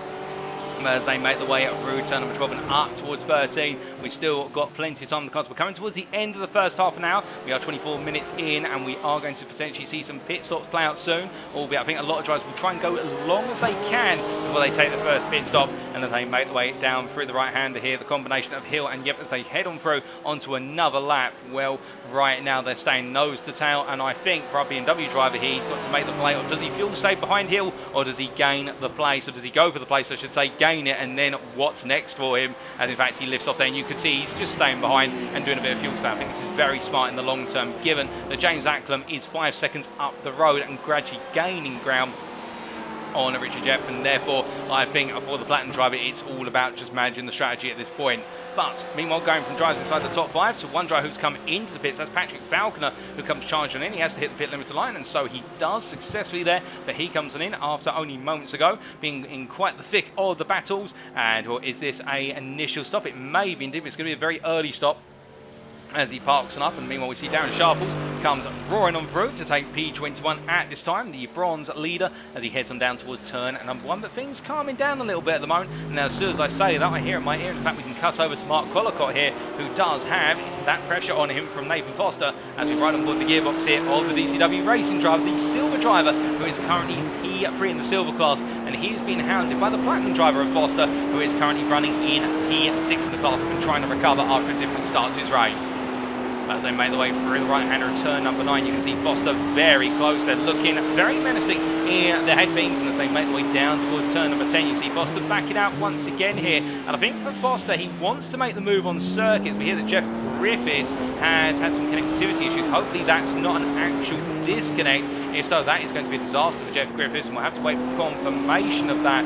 But well, Mark Collicott here keeping his head down and not having to worry about the pressure at the moment as they make the way down through turn number 13 towards 14. In fact, Jeff Griffiths just rejoining there, so a bit of a leg spike there for Griffiths in terms of his connection, just bottoming out for a brief moment. Got here holding on to P10 quite comfortably as they make the way on to the next lap. But speaking of moves being made, Joshua Pratt has found his way back past Casper Brotner, and you can see here Brotner now tucked in behind. He's got Daniel Dan Weaver now behind him.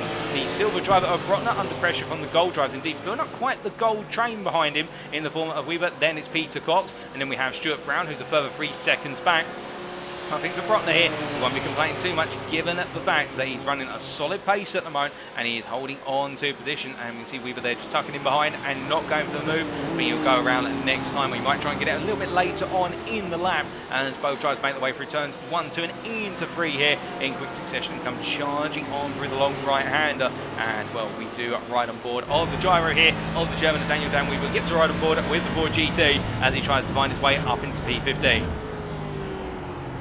Making his way into turn number 4. Then you can see the difference in lines where Weaver's able to carry a lot more speed into the apex of turn number 4. Meanwhile, Brotner is a bit slow on the apex, but is able to get the power down much more comfortably. Two very different cars, two very different driving styles as well from the drivers being exhibited, and that's where turns 3 and 4 really are unique corners of this circuit, in the fact you can approach those corners in quite different ways. There is an ideal line, but if you take a non-ideal line, you can still gain quite a bit of lap time or put in a solid lap regardless. And we've seen two drivers there taking different approaches as we do see them both make their way out of turn number 6. Daniel Dan Weaver there losing a little bit the front end rotation through 9, giving the dirty air off the back of the BMW in front of him. And Brotner right now, I think just focusing on what lies ahead rather than what lies behind him as they come out of the turn 10 hairpin once again and head for 11 and 12. As they roll the way out of the long right hand here, lovely sound to the Ford, and as they make the way down for turn number 13 and into the chicane here, we will ride on board down the straight. We'll go quiet just so you can listen to the sound of the Ford engine.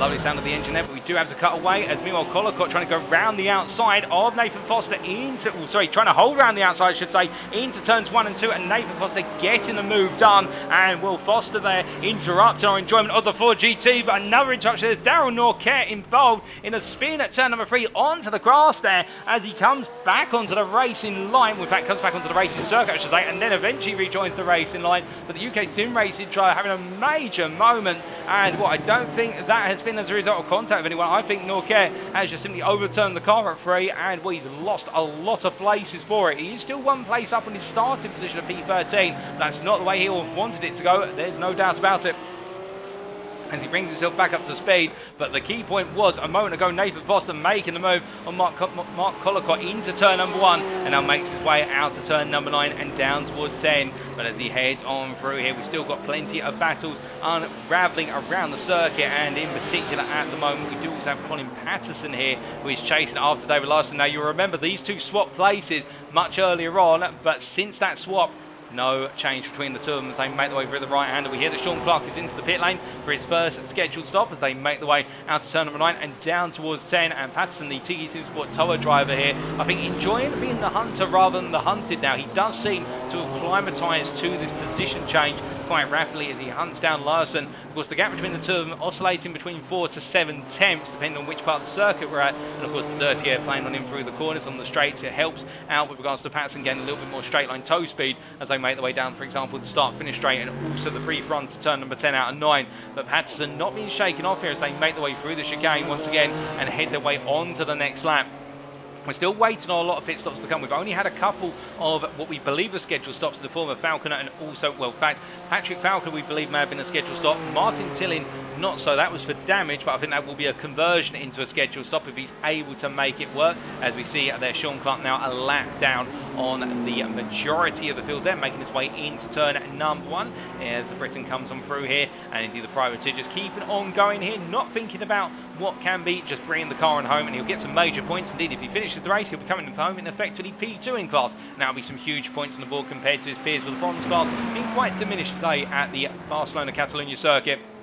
as the 680 driver makes his way through turn at number 4. And again, it hasn't really put too much of a foot wrong after a couple of erroneous opening laps. Not quite on the pace of Sharples by comparison, but again, making the most of what's here today, and also using this, I think, as an opportunity to not just bring home some major points, but also learn a bit more about the car. When you're not necessarily battling with someone, sometimes it's about just seeing what the car can deliver, and this is a fantastic circuit. And of course, many of you who are Formula 1 fans will know that the Barcelona circuit is one of the major pre-season testing circuits, where indeed all the drivers make their way on around. Indeed, the teams come on down and do a lot of pre-season testing, and that's why it's an ideal circuit, given the mixture of corners, also the number of straights as well, and Clark may be using it in order to just get a little bit more experience behind the machine. But meanwhile, coming to our battle for P4 here, we can see that Alex Hill, the gold leader at the moment, still under pressure from the platinum driver behind. But yep, as they make their way through turns 1 and 2, through the right into left combination, and well, Richard Jebb at this point just trying to stay well within the wheel tracks of the rival, but at the same time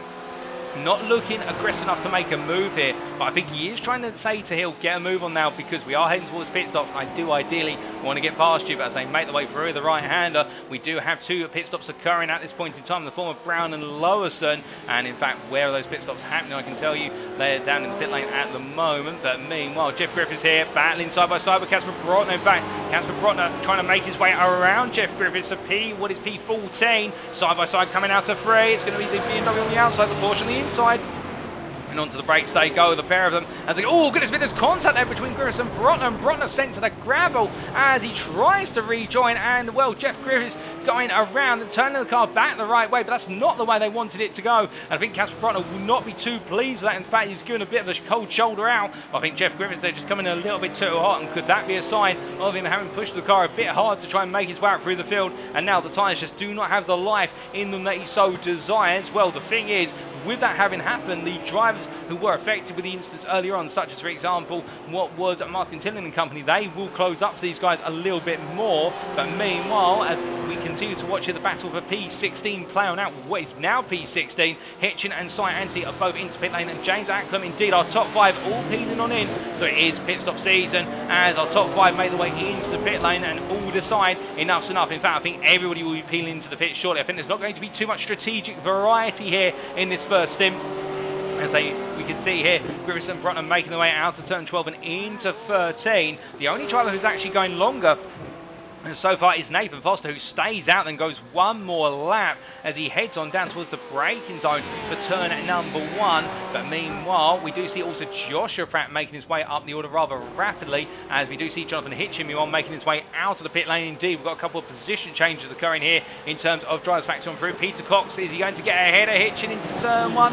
I don't think so. I think Hitchen is just going to survive having the UKSimRacing pink machine come out ahead of him. In fact, he will just creep ahead, and I think he'll get the tyres turned on as quickly as possible. And meanwhile, a bit further back here, we can see that James Acklam, well, has he gained in the pit stop? Yes, he has on Cy Anti. The gap has come down by a couple of attempts, but not enough to potentially contend to move.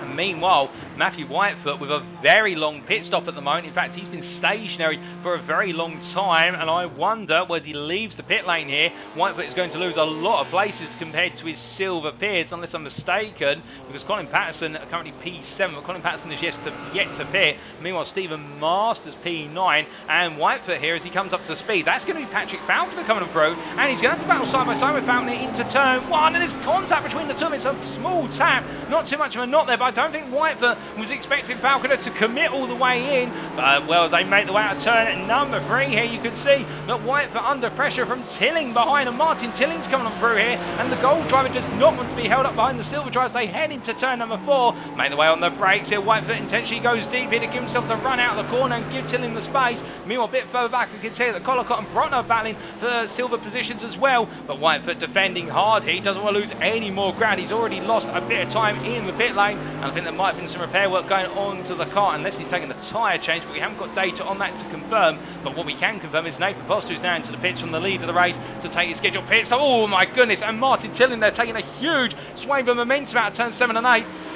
And finding the face for Whitefoot's car as they make their way through turn number 9 here. And Tilling now has got Stuart Brown trying to make the move for what is P17 overall or in class. That is the equivalent of P6 in the battle. But Brown backs out once again as they make their way into turn number 10. And as they come rolling through at the left hand at 10 and up into 11, we have had confirmation from Matt 9001 himself there, which is Matthew Whitefoot, I do believe, and welcome to the broadcast, mate. It's good to see you here. That Whitefoot did take tyres in that first pit stop, and that's why he's dropped away down the order. In fact, holding on to position there versus Tillin may be quite critical, as still we have got the pit stop season occurring. We've got a number of drivers trying to make their way out of the pit lane at the moment. Pratt's coming on out here, having come on in from what was at the time P2, and as he makes his way on down, he will return P12. He is stuck behind, however, Daniel Dan Weaver, but in terms of the pit stop, well, in fact, Joshua Pratt taking 4 seconds longer in terms of stationary time, and I think that has led to the offset there, as the German has now made his way up into PLM with P3 in the gold class as he comes on down in towards turn number 4. As he makes his way through the right hand here of turn at number 4, we can see with the shake up the pit stops, what are the big stories that have come out of this? Well, our top 5, well, we've got Stephen Masters. He's jumped all the way up into P5 there. Well, I think Masters having a very quick stop compared to some of his peers, and Ryan Moles as well up into P6. Well, these are two drivers right now who are enjoying one of the strongest races of their season so far. And well, Ryan Moles in the Audi here, the Audi very hooked up at the Spanish circuit here, and as he makes his way through turn 11 into 12, I'd imagine for Moles at the moment, if he can close downhill, well, Alex Hill is 11 seconds up the road, so I think it's going to be a big ask, but Moles still looking very strong for BWT Motorsport as he heads in towards turn number 13. Onto the brakes he goes, and he is really stripping time out of Masters right now in the latter half of the lap, it has to be said, as they make the way out of turn at number 15 into 16. He's got to be careful there of taking too much of the sausage curb on the exit of the chicane. If he takes too much, that Audi is going to bounce out into the gravel as they make the way across the timeline. You can see here getting closer and closer to the back of Masters. I think it moves on here into turn 1 because Moles is absolutely charging down the start of the straight. It's Audi V10 power, not close enough this time, however, as he gets onto the brakes and has to wait for a later portion on the next lap. As they make the way out of 2 and up into 3 here. Moles backing off a little bit. Meanwhile, one driver who will not be backing off, it's the battle of the Ford versus the Porsche, with Weaver ahead of Pratt, but Pratt's going to look up the inside. He goes very late on the brakes. Weaver goes as late, but he goes almost off circuit there as they're side by side into 2, and Pratt holds it around the outside of 2, gets the inside of 3, and you could see that Weaver literally trying to hold the line all the way, but in the end he ran out of tarmac, and I think he had to start bringing the car to an abrupt halt. But as they come out of 3 and up into 4, the Ford strikes back as they make the way into the right hand of 4. Weaver on the inside here, Pratt gives him the space. And oh goodness me, there's a spin and there's a car part there on the apex of turn number 4. Now, was there contact, or was Daniel Dan Weaver just upset by the fact there was a car on the inside? There's even more coming through, and that is Tilling there being caught up again in an instant that he's come on into, and Martin Tilling cannot get a break. We also have Sean Clark caught up in that, albeit a lap down, but he's had to put on the anchors as well, and that's very unfortunate. But we're not sure how Darryl Norquette found himself there, but what we do know is that seems to have been the precursor to the incident in terms of Darryl Norquette spinning on the apex of 4, and that was a surprise and not a welcome one to be sure for everyone involved, including Norquette himself. But meanwhile, whilst all that has happened, we can see that Stephen Masters still trying to hold at bay Ryan Moles as he almost loses the rear end. They're coming out the chicane, and as they make the way down to the start finish straight, we ride on board with Ryan Moles here as he looks to go on the charge, and surely this is going to be enough as he is getting closer and closer, and he looks to the right hand side. He's literally touching, in fact giving a bump draft here to Masters. I think saying to him, go on, you can go a little bit faster than this. Well, I think Moles does not want to take track position. He wants to do some fuel saving behind Masters, where he's definitely going to make an imprint in the back end of that Porsche. Now it's going to be an Audi size imprint with 4 rings in the back of it as they make the way for the right hander at turn number 3. I think Moles giving them the message this time as they make the way on out of turn number 3 and up towards 4. Look, I'm right behind you as they head into the braking zone for the right hander at turn 4. But as they come rolling on through at this point into the pits has come Martin Tilling, and well, you have to feel for Martin Tilling. He has not had a happy day at the races here in Spain. It was an earlier incident which cost him dearly, but this one has cost him ever more so as he parks up the car here, and that is going to really put a spanner in his strategy. And the same for Daniel Dan Weaver here. We can see the crumpled Ford GT that was battling hard with Pratt. I think Pratt will be very grateful that he was on the outside of turn number 4, because how that could have gone differently if he was the one defending to the inside. Still, they do have fast repairs they can use, so we'll have to wait to see whether they're able to come back out and get some major points. But meanwhile, looking from the pit lane to drivers back out on circuit here, we do see Symphony Esports Gold, Stuart Brown holding on to P14 at the moment. What is in class there P6 in the gold class as he makes his way through the left-right combination of turns 7 and 8 and heads up the hill towards 9. Jeff Griffiths closing gradually, but Jeff Griffiths, I think, has got to find a fine balance between pushing hard and keeping a stable pace, because it seems though the more he pushes, the more he's on that knife's edge, and we have seen Griffiths have the rear end slide down him a couple of times so far. I don't think it's a case of he's running out of the car in terms of being out driving the car or over driving the car. I think it's just finding that balance, because he has put those tyre temperatures up quite high over the course of the racing process. But as he makes his way through turn 2 and up towards 3, still plenty of time to go, and he's got to think about the balance here in terms of managing the second stint and then bringing it home for the first stint. So of course some drivers may not be taking tyres until the very end in terms of going into the end of stint number 2. Others have gone for tyres early, and some, well, I doubt it, but some may try and go all the way on at least one tyre or 2 and only change a limited number of tyres, albeit that's going to be very daring from anybody, but I suspect there will be tyre changes from everyone, and some drivers may have gone for tyre changes over both pit stops for safety given the high rate of wear on the tyre today. But meanwhile, we're looking from Jeff Griffiths, Patrick Falconer just a little bit further up the road. He's got Matthew Whitefoot behind him, and right now the gold driver of Falconer running P5 in the gold class. He has got the silver driver who's running in P2 in the silver class of Whitefoot closing on in. And of course for Whitefoot, it's a bit of an awkward situation in the fact that he's got Griffiths not too far behind, albeit Brown is between the pair, and Brown being in the gold class is a bit of a buffer. But in return, I think Whitefoot at this point in the race is feeling as though he might have a little bit more pace compared to DCW Racing Drag. As you can see, the lines he's taking here are quite deep lines, and that's normally a sign a driver feels as though they've got a bit more pace in the car, because if you're running that normal racing line, you're normally just trying to hang in there, stay very close to the driver in front. But when you're going a bit deep, I think you feel as though you've got a lot more confidence in the car, and that's what Whitefoot's doing right now as he makes his way through. And we do know that Whitefoot took tyres in that first pit stop, so he's running on much fresher rubber here, and of course being behind the Audi, the hot air coming off the back of the Audi, that's only going to warm those front tyres up more and more the longer he stays there, and tyre heating may be a concern of his as he makes his way through turn number 10 and up towards 11. We're going through the left into right of 11 into 12 as he makes his way on out, coming through the long right-hander now as they make the way up towards 13. You can see Falconer enjoying the sector where the Audi is going to be stronger naturally, given the amount of rotation in the rear end of the Audi as they make the way through the chicane. And well, if you're a big fan of sim racing photography, definitely the wonderful conditions here to be able to take some photos in terms of the night, and with the headlights on, some of the spotlights as well, albeit not too many circuit lights active at the moment, and we're able to see a limited amount of our drivers' liveries in full splendid viewing here. But nighttime racing, its own beast, if you will, as the drivers make the way down towards turn number 1, because you've really got to have faith in remembering the circuit, remembering your braking zones, and having very prominent brake markers, because if you're looking for that very tiny little mark that you'd see in the daytime, that's most likely going to be gone in the night time here. But so far most of our drivers keeping it on the straight and narrow, and it's a testament to their driving ability as they continue deeper and deeper into this race. We are coming to the end of the 25th lap turn from our leader at the moment, Jonathan Hitchen, who is all the way up at turn number 13. And in fact we cut over to Jonathan Hitchen here as he makes his way through the aforementioned corner and now down into the chicane. And right now the Symphony Esports white driver, after the first pit stop, having a good stop, matching the, in fact, half a second longer in the pits compared to Cy Anthony in terms of stationary time. And as he makes his way down towards another lap onto lap number 26, continuing to manage the gap to Cy Anthony. That last lap from Jonathan Hitchen at 43.8.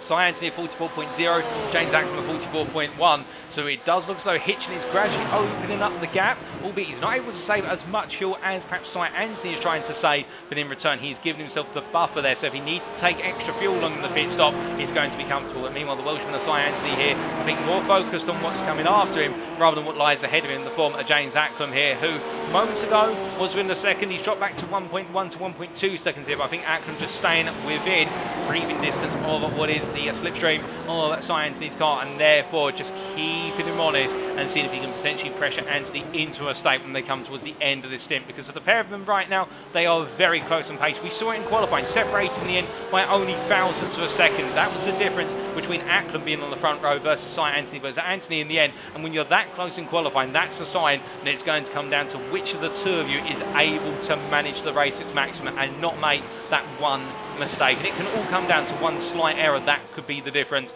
And well, speaking of the difference, it was incidents and errors earlier on which have cost a number of drivers at some places. As meanwhile Matthew Whitefoot we cut to, well, I'm not exactly sure what's happened there, but going very slowly at turns 1 and 2.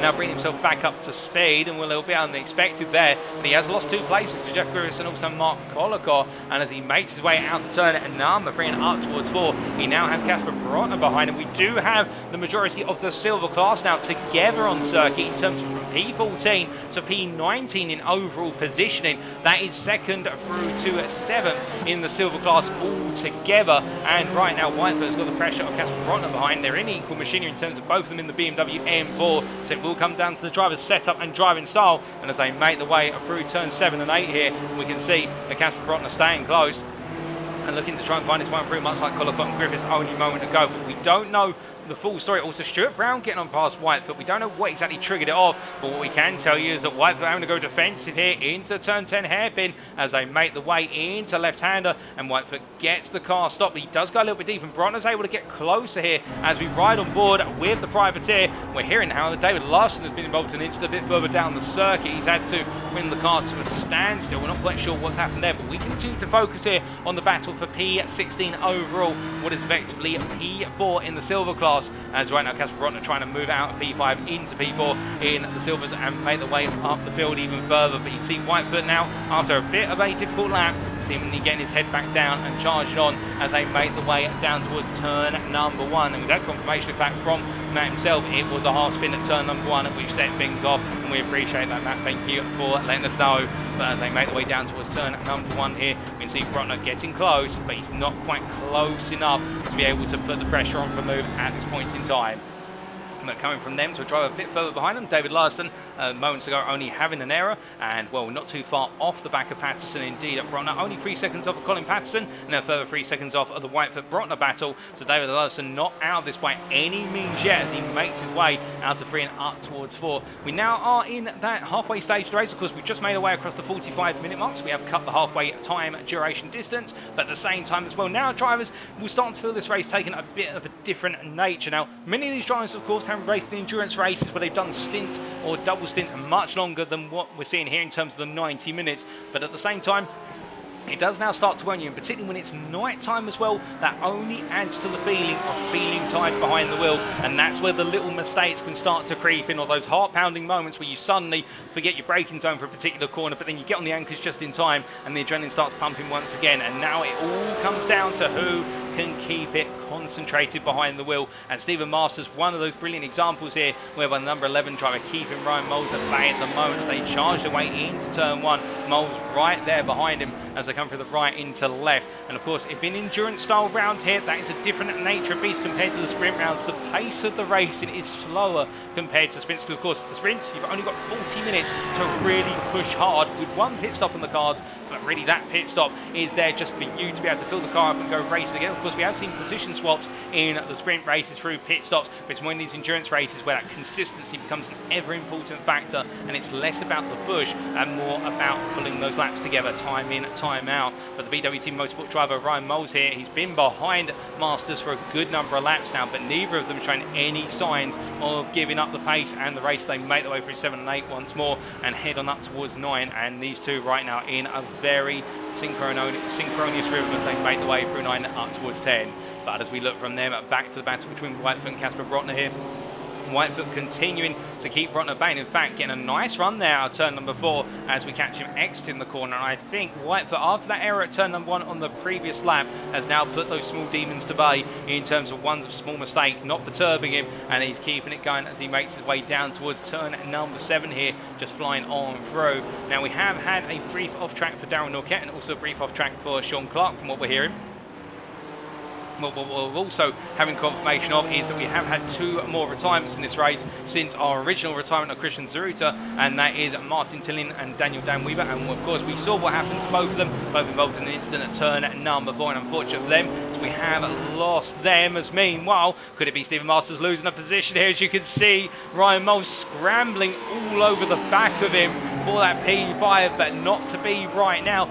Also a bit further back, Carl McGurk has got ahead of Nathan Foster, and I believe it was an error coming out of the chicane for Nathan Foster that's cost him the place. And with those two battling for platinum class position, they're battling for P4. But meanwhile here, Stephen Masters still keeping Moles behind him for now, but Ryan Moles starting to edge ever closer. And here is Carl McGurk, and well, for Carl McGurk here, he's our biggest gainer of this race so far. 15 places gained, having started P22. It didn't look good in qualifying, but I can tell you one thing. If you can be guaranteed of anything in this series, it is that Carl McGrath will find a way to drag the Mercedes all the way out the order. Even if it doesn't want to be up there in qualifying, it will be there in the race, and he is absolutely digging in here as the Triple Eight driver and building up a brilliant reputation at yielding results in the German machinery. It's that 6.3 litre V8 pounds its way around for turn number 9 here, and it's man and machine in the combination as they make their way down towards turn number 10, and Nathan Foster making his way up behind right now. And the Simran Racing driver here, I think, might be of two minds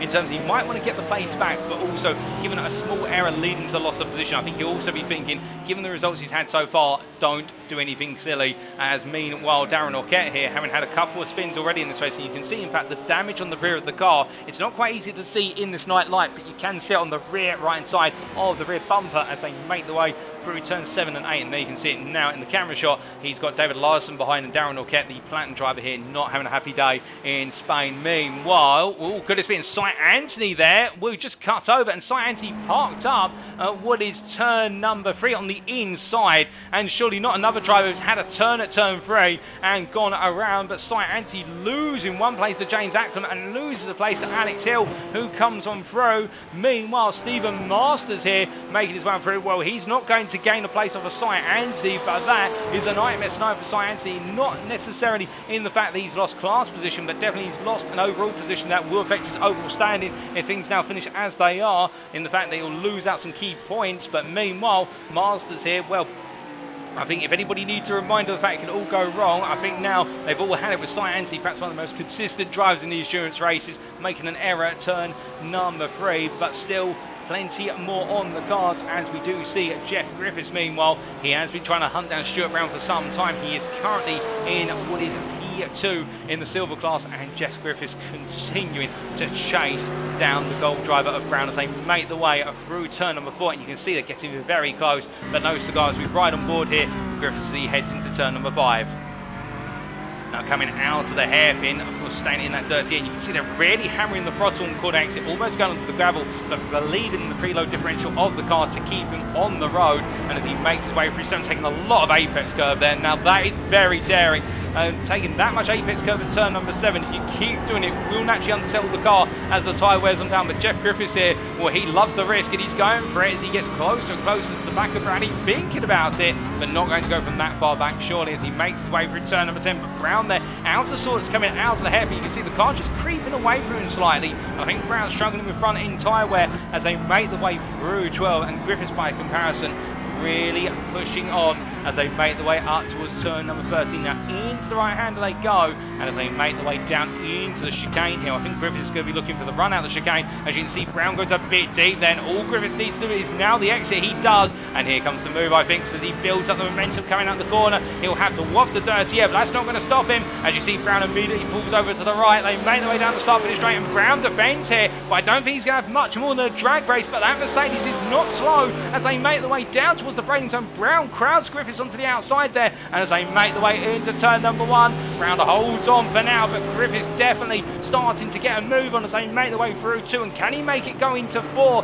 as they come through turn number 3? Here you see Griffiths all over the back of Brown, but of course what Brown now has is that clear air in front of him. He can get the power down sooner and not feel compromised as they make the way underneath the gantry into turn 4, and Griffiths right there waiting to pounce, but just not close enough once again. But Brown looking vulnerable here as they make the way down into turn number 5. Onto the brakes they go, and well, he's going to have to wait a little bit longer, but I think that wait is not going to be for much longer before he does try and make a move up the inside into turn number 1, alternatively elsewhere on the lap. Meanwhile, a little bit further afield, down the field we should say, Tyson Valenda here in at P22, gradually closing up on Darren Sharples, and Sharples, to be fair to him, has not put a foot wrong over the course of this race right now. The bronze leader comfortably up there as they make the way into turn at number 4, making the way through the right hand, and the privateer of Valenda trying to find his way on through to get another overall position, albeit he's got some way to go before he gets to the next silver driver, David Larson, who is the best part of 17 seconds up the road from him. But as they make the way on down and around through turn at number 5, we look up to Stephen Masters here, who right now in P5. making his way through turns 1 and 2 once again, heading on through the complex. You can see that Ryan Moles has backed off a little bit, and I think Moles, after staying close for some time, has decided now just to turn it down a slight notch here. Perhaps a little bit worried about the front end becoming a little bit warm in terms of those front tyres and perhaps the front brakes as well, and letting Masters just run the pace. They're really using him as a pace car, and that's one thing as well. When you've got a driver in front of you who's quite close to you on pace, matching you, if not just say 1/10 faster than you when you're both in clear air, that's always useful to have. It gives you somebody to chase down, gives you some motivation or some concentration or a point of focus as you continue to go deeper and deeper into this race. And Moles definitely right now not becoming hypnotised by the back end of the Porsche, just following it on through here as they both make their way through 7-8. You can see the similar lines, although Moles taking a bit too much sausage curve there through 8 and almost unsettling the front right side of the car as they head into turn number 9. As they make the way through, you can see there Sean Clark peeling over to the right hand side, respecting the blue flags being waved. And meanwhile, Nathan Foster a little bit further behind, surely to come behind Sean Clark. We can see here continuing to chase down Carl McGurk. Of course, McGurk having jumped ahead of Foster earlier on in this stint after a small mistake coming out of the chicane. And as they make the way under, breaking into the hairpin, with Foster staying within half a second of the Mercedes driver. And of course, this is the half of the lap where we expect the Porsche to really take the time out of the Mercedes. But then when we get onto the straights, that's where the Mercedes just comes back in its stride. And as they make their way down through 13, both drivers here pushing hard as they come down into the chicane. And Carl McGurk right now just wielding the horses as he makes his way out of turn number 15 into 16. And Foster, by comparison, not carrying as much speed this time, coming out of the chicane and losing out a little bit there. But now he'll have the draft and regain the time he loses.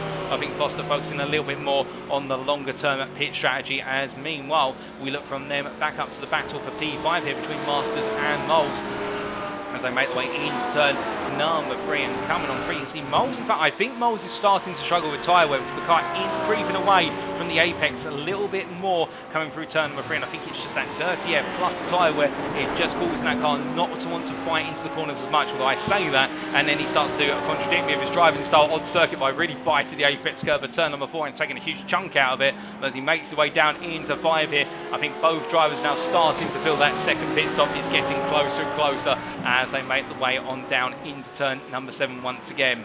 But meanwhile, in terms of pit stops coming up, we do have David Larson coming into the pits. He's going to be the first of our drivers to go on to what we suspect is the scheduled second stop as he makes his way down in the 306 machine. The Symphony Esports white driver coming on into the pit lane from P19 in what is their P7 in the silver class. And in fact, he makes his way down. That's a drive-through penalty. That's not a pit stop there, and that is unfortunate for David Larson. That's going to cost him very dearly in terms of time in the hunt down of the drivers in front. That's not the way for it to go. But it is a driver, and he's picked up a number of track limits penalties and also perhaps penalties for contact earlier in the race, of course, picking up multiple instant points. And the Symphony Esports white driver definitely not having a successful day here today, albeit still time to go. It could turn the other way. It's not over until they reach the finish line, but Larson definitely right now on the back foot, and he's got Sharples and Belenda not too far behind as they make the way into turn number 4.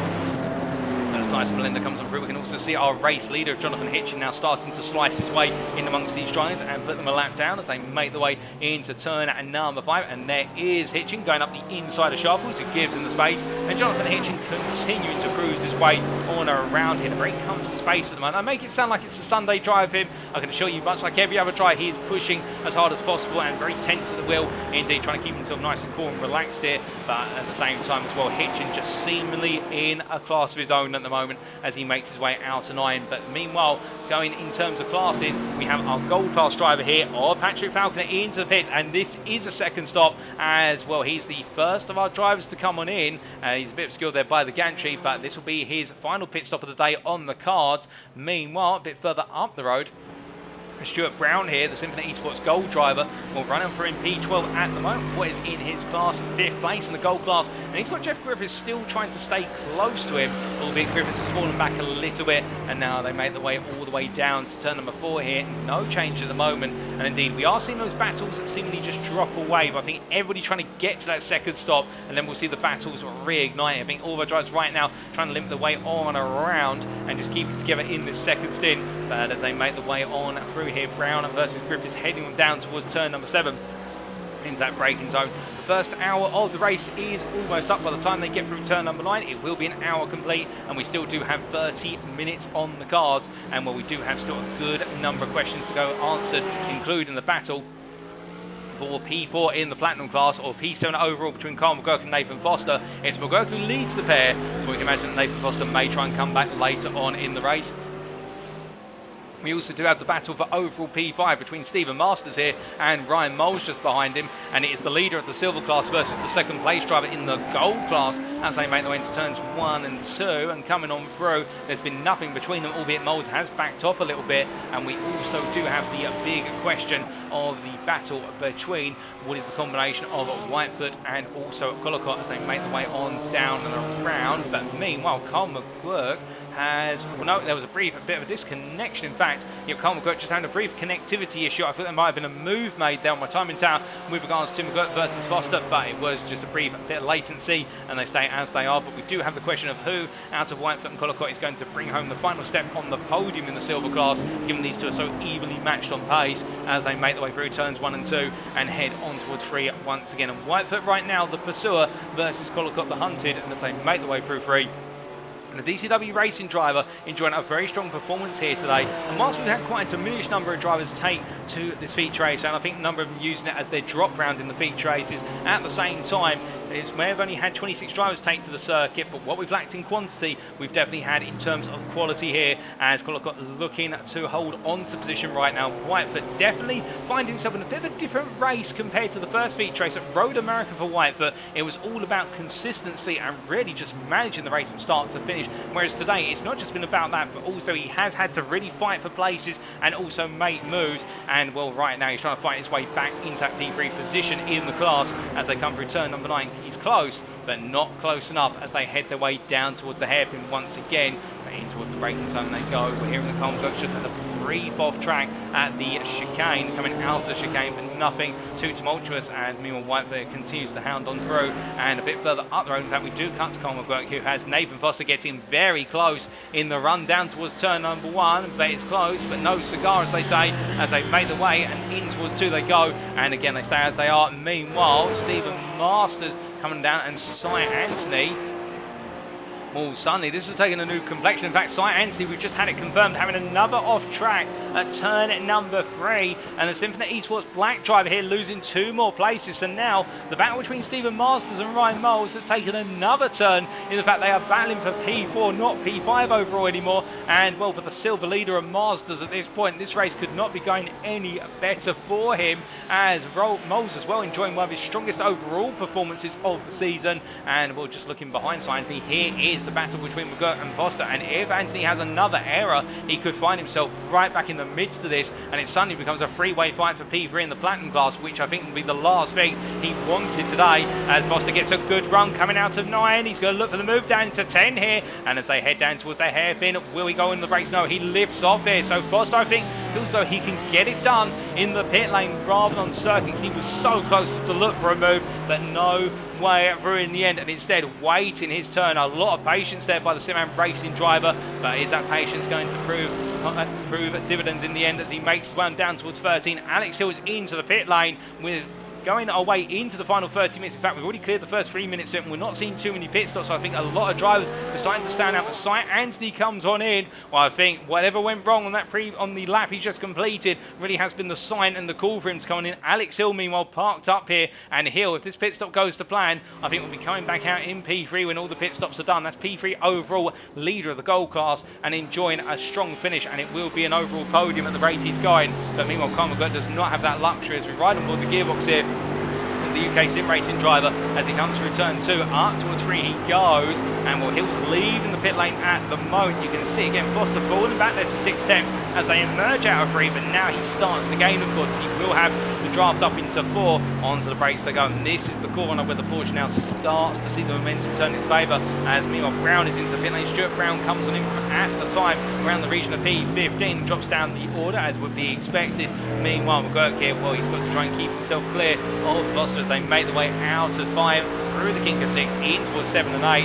And well, a little bit further back, we'll sight Anthony after his pit stop has come out right in the midst of a battle that he won't wait to be a part of, as Mark Collicott here finds himself on the outside. And look at Whitefoot. Whitefoot's going all in on the inside here, looking for the move as they make the way through turn number 4. It's side by side between the two silver drivers here. Whitefoot needed an opening science. He's given it to him, but he's on the outside into 5. This is brave from Whitefoot to try and hang it all the way around the outside. He can't get it done. Instead, he tucks back in, but trying to capitalise on the opportunity afforded to him there. And Cy Anthony, I think, will be thinking to himself right now that he's just managed to dodge a major bullet in terms of if he'd come out between the two of them and found himself having to try and tuck his way completely past what was Collicott rather than side by side, it could have taken him a lot more time out of the race. And well, for Sciency, he can't afford to lose any time given the battle in between was the combination of McGirt and Foster, and they could be looking close for P3 in the Platinum class at this rate.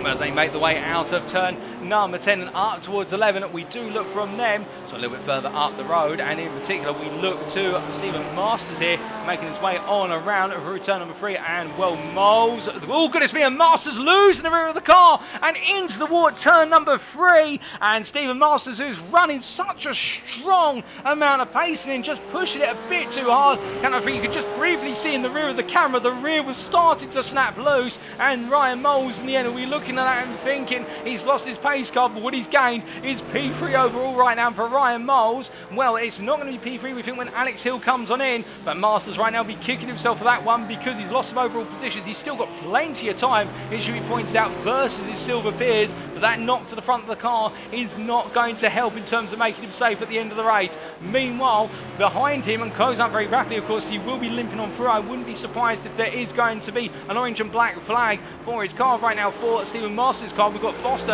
and McGurk coming through.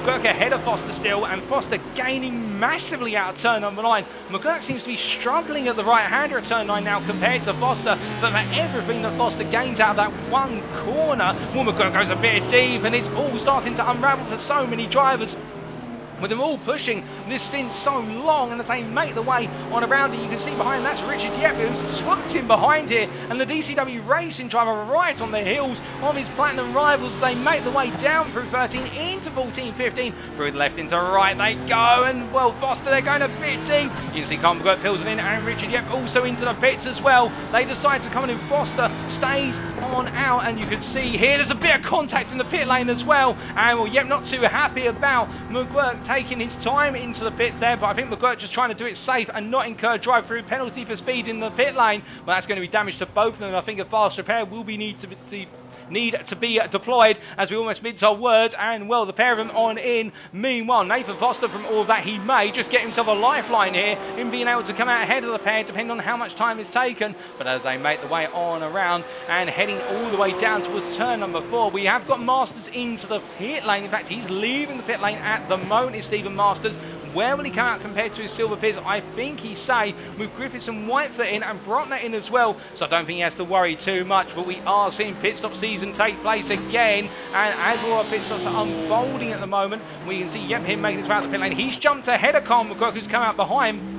And well, they've had a swap of position, and Yep's pit stop 2 seconds faster in terms of the stationary time compared to Carl McGurk. So Richard Yep right now gaining a huge amount of time and absolutely flying here late on in the day. Now the question for him is, can he hunt down Cy Anthony given the amount of time remaining? Well, the gap between himself and Cy Anthony is 8 seconds here, but the DCW Racing driver is pushing hard, and it may just work out for him as he makes his way down into turn number 5. But meanwhile, Mark Collicott here battling side by side. He's battling with his old rival Whitefoot once again, but Whitefoot this time getting the measure of them as they make the way out of the pit lane through turns 1 and 2 and into 3, and Whitefoot gets ahead in a critical move here for what he's going through the final step of the silver podium. But if you know anything about Collicott, he will try and come back, there's no doubt about it, as they make the way on through turn number 4 and down towards 5. We look to the blimp camera here as they make the way under braking into the first hairpin. And as they make the way through the left-hander here, Whitefoot going for the overcut and getting it done. And Collicott now pretty looking at it and thinking, well, I've got the warmer tyres at this point. I need to get this move done before Whitefoot is able to get his tyres back up to temperature. But right now, No response from Collicott other than to watch, wait and listen as they make the way through turn number 9 and up towards turn 10. But rolling the way on through, of course, we've still got just over 20 minutes to go plus the final lap, so anything can happen in this battle as they make the way in towards turn 10. Meanwhile, in the pit lane, we have Peter Cox. He's coming in for his second stop. He'll drop down the order to a degree. Meanwhile, Nathan Foster still staying out on the circuit, and you can see Nathan Foster here in P3 at the moment, deciding to go very long on the second stint compared to his peers, and Joshua Pratt behind him also doing the same. Otherwise, most of our drivers now have done their second stop. The only other outlier would be Darryl Norquette, who's just come into the pits as soon as I say that. It's almost as he's listening into the commentary booth. And meanwhile, Foster here, good tune on the round. I suspect he will be in come the end of this lap, if not the one after, given how long this stint is running, and the same for Pratt as well. But they're both going for the extended overcut here. They want to try and gain track position by simply staying out of the fights and running the pace. And well, I think that goes to show you just how much fuel saving may have gone into their approaches to the second stint. And for Nathan Foster in particular, who for so long has been running behind Carl McGirt, I think now the big question will be, will it have worked out? Will it have all been worth it? Of course, if he's not aware of it, he's also got to factor in the collision between McGirt and Wojciech in the pit lane as they made the way to the pit limiter line. And Nathan Foster does peel on in. He comes on in, and now this is going to be the critical pit stop. Will this jump him into P4 and potentially give him the opportunity to hunt down Cy Anthony? Well, he creeps his way across the pit limiter line there, doing it nice and safe. Whereas Cy Anthony, well, here comes the similar esports black driver. Meanwhile, Jeff Griffiths going slowly coming out of turn number 5. It's all kicking off here at short notice, and Whitefoot does come on through to take P2 in the silver class. Now, Jeff Griffiths, we are hearing, had an error coming out to the turn 5 hairpin. We're not exactly sure. There's been no off-track recorded for Griffiths, so if it's been an error, it's been where he's lost the rear end but stayed on the tarmac. Alex Hill takes the lead of the gold class. You can see on the time down, Ryan Miles comes on through in P2 in the gold class. But meanwhile, as we see Whitefoot coming on through turn number 10, we must cut back over to Cy Anthony, who makes his way down to turn number 1. Where is Nathan Foster? Well, there he is. He comes on through, and Foster well clear of Richard Yep, who behind is now there in P8. He's got Stephen Masters between himself and Foster as Yep almost loses the rear. They come through turn number 1, and you can see he was a man pushing, and will pushing that hard has cost him dear. Well, McGurk's quite a way back, but that means that Nathan Foster, with the overcut and a lot of fuel saving, has jumped up into P4 in the platinum class and P6 overall, and he now stands 3.6 seconds off of Cy Anthony. And well, here is Cy Anthony. I think he's going to be looking in his rearview mirror, and he'll probably see some painted headlights in the distance, and he'll look at his time, and he'll have it come over from his crew chief, and they'll be saying to him, Foster's behind you, 3.6 seconds. He's just jumped up the field, and Cy Anthony now will know that any mistakes from this point onwards are going to be fatal if he wants to be on that bottom step of the platinum class podium. But meanwhile, speaking of battles kicking off, we see Peter Cox here from UKSimRacing battling with Collicott as they make the way up towards turn number 4. Collicott, the silver driver, of course, Mark Collicott, as they make the way into the aforementioned right-hander, and Cox right now trying to pick up another overall position for him. His next target is Pratt up in P10, who's running P3 in the class, and Peter Cox, I think, feeling at this rate, he just wants to get some more overall points on the board, but he's got a lot of work to do here, because once he's picked his way past Collicott, if he can get past the DCW Racing driver, he's then got to pick his way past Griffiths, and also Whitefoot, the 3 silver drivers. They're all very fast here today, and all looking strong for very good finishes come when it's all said and done. But meanwhile, whilst Peter Cox tries to find his way up past Collicott, we also have Tyson Blender, who is closing on the back of Larson further down the order in the battle for P20 overall.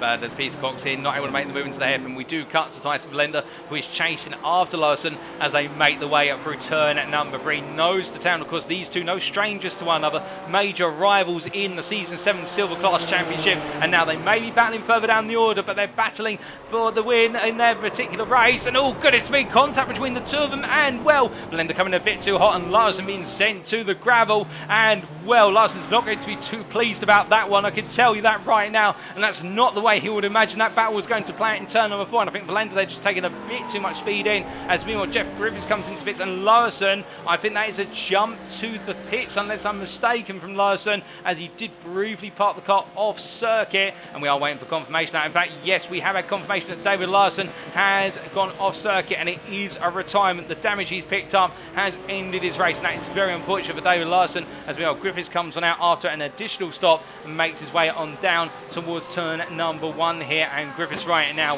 out of contention for the podium of the silver class, surely, but still he's not going to give up until it's all said and done. But Tyson Lender in that knock to Larson, definitely Larson not having a great day. As meanwhile, speaking of drivers here having a great day, well, here is Nathan Foster right now, who is continuing to go hunting after Cy Anthony. In terms of how that gap has come down from 3.6 seconds to now what is 3.1 seconds. But the problem for Nathan Foster is he has another Porsche behind him, and this one isn't in the platinum class. It's the silver driver, Stephen Masters here, who is going hunting here. And I think Masters had a taste of what it's like to be in the top 5 overall, and he wants that taste back as they make the way through turn number 6 and on, turn number 16, I should say, not turn number 6, and make the way on to next lap. 15 minutes still to go, plus the final lap here. And Masters, of course, with that error into turn number 3, which saw him have that major whack to the wall where they've got the car repaired, and Masters is showing no signs of slowing down as they make the way down into the braking zone for turn number 1. But as he continues to follow on through here versus Foster, well, I would imagine that Masters, given the incident he had earlier, but also the fact he is so far clear of the silver class. In terms of his contemporaries, Matthew White, who's in P2 in the silver class right now, is the best part of 17.5 seconds behind. I think Masters could afford to back it off if he so desired. And then again, I think the temptation to get those overall points is too strong in the eyes of the privateer, and that's why he's hounding Foster as they make their way down into turn number 5. And Foster right now, I think, will be looking more and more behind. That gap between himself and Cy Anthony has opened up to 3.7 seconds, and Foster under a lot of pressure as they come through 6. He leaves the door open then to 7, interestingly, almost inviting Masters in, but then Masters realising, no, it's a little bit of a trap there, given the fact they have to brake so early into turn number 7. That door will shut automatically as they make the way under braking, and Masters there not being lulled into a full sense of security as they make the way out of 9 and up towards 10. But definitely right now, Nathan Foster seeing where Masters is going to look for the move and then getting ready to react accordingly here, and Foster just teasing out those places where Masters may be a little bit stronger than him. But meanwhile, we look from them back to Patrick Falconer, the gold driver here in the Audi R8, the DCW racing driver here, well, running a car similar to Ryan Moles. Ryan Moles all the way up in P4, meanwhile Falconer down in P16, but he's not giving up the fight as they make the way down into turn number 5. Goes very tight on the inside line there versus Colin Patterson in front. They're battling for overall position, not class position, as they come down. Meanwhile, Stephen Masters here getting the run out of the final corner. Well, we've only just seen the end of it, but as they make their way down the start-finish track, there's been a move on the inside into 16, and Masters there covering off the run down towards turn number 1 and gets it done there. And well, Masters coming on through to pick up another place. And well, the privateer absolutely on form here. Now, whether it's just his favourite circuit or 30, he's just turned the wick up. Regardless, the man is on a charge. Meanwhile, Patterson versus Falconer here as they come for 11 into 12. Battling for P15, making the way on through the right hand here. You can see that Falconer on the inside there. The car a little bit unsettled in the Audi. Literally taking as much width as he can into turn number 13. Bunching the drivers together, and behind them, well, they couldn't have worse of a driver behind them right now in the form of Griffiths. Not worse in terms of potential proneness to incidents or anything like that, but Jeff Griffiths right now will be looking at the pair of them and thinking, I'm coming through the pair of you, given how difficult his racing has been today, as they make the way down towards turn number 1 once again. But as they come charging on down the straightway here, you can see Griffiths close, but not close enough to look for the move. 3 different machines here, 3 different sets of characteristics, and Griffiths right now with all the handling characteristics and will not quite the straight line speed as they make them in front. Also, they've got race leader Jonathan Hitchen only 4.5 seconds back and closing quite fast. You see him there briefly in the rear of the picture as Hitchen comes on through, and well, your race leader right now 11.5 seconds clear of James Acklam in P2.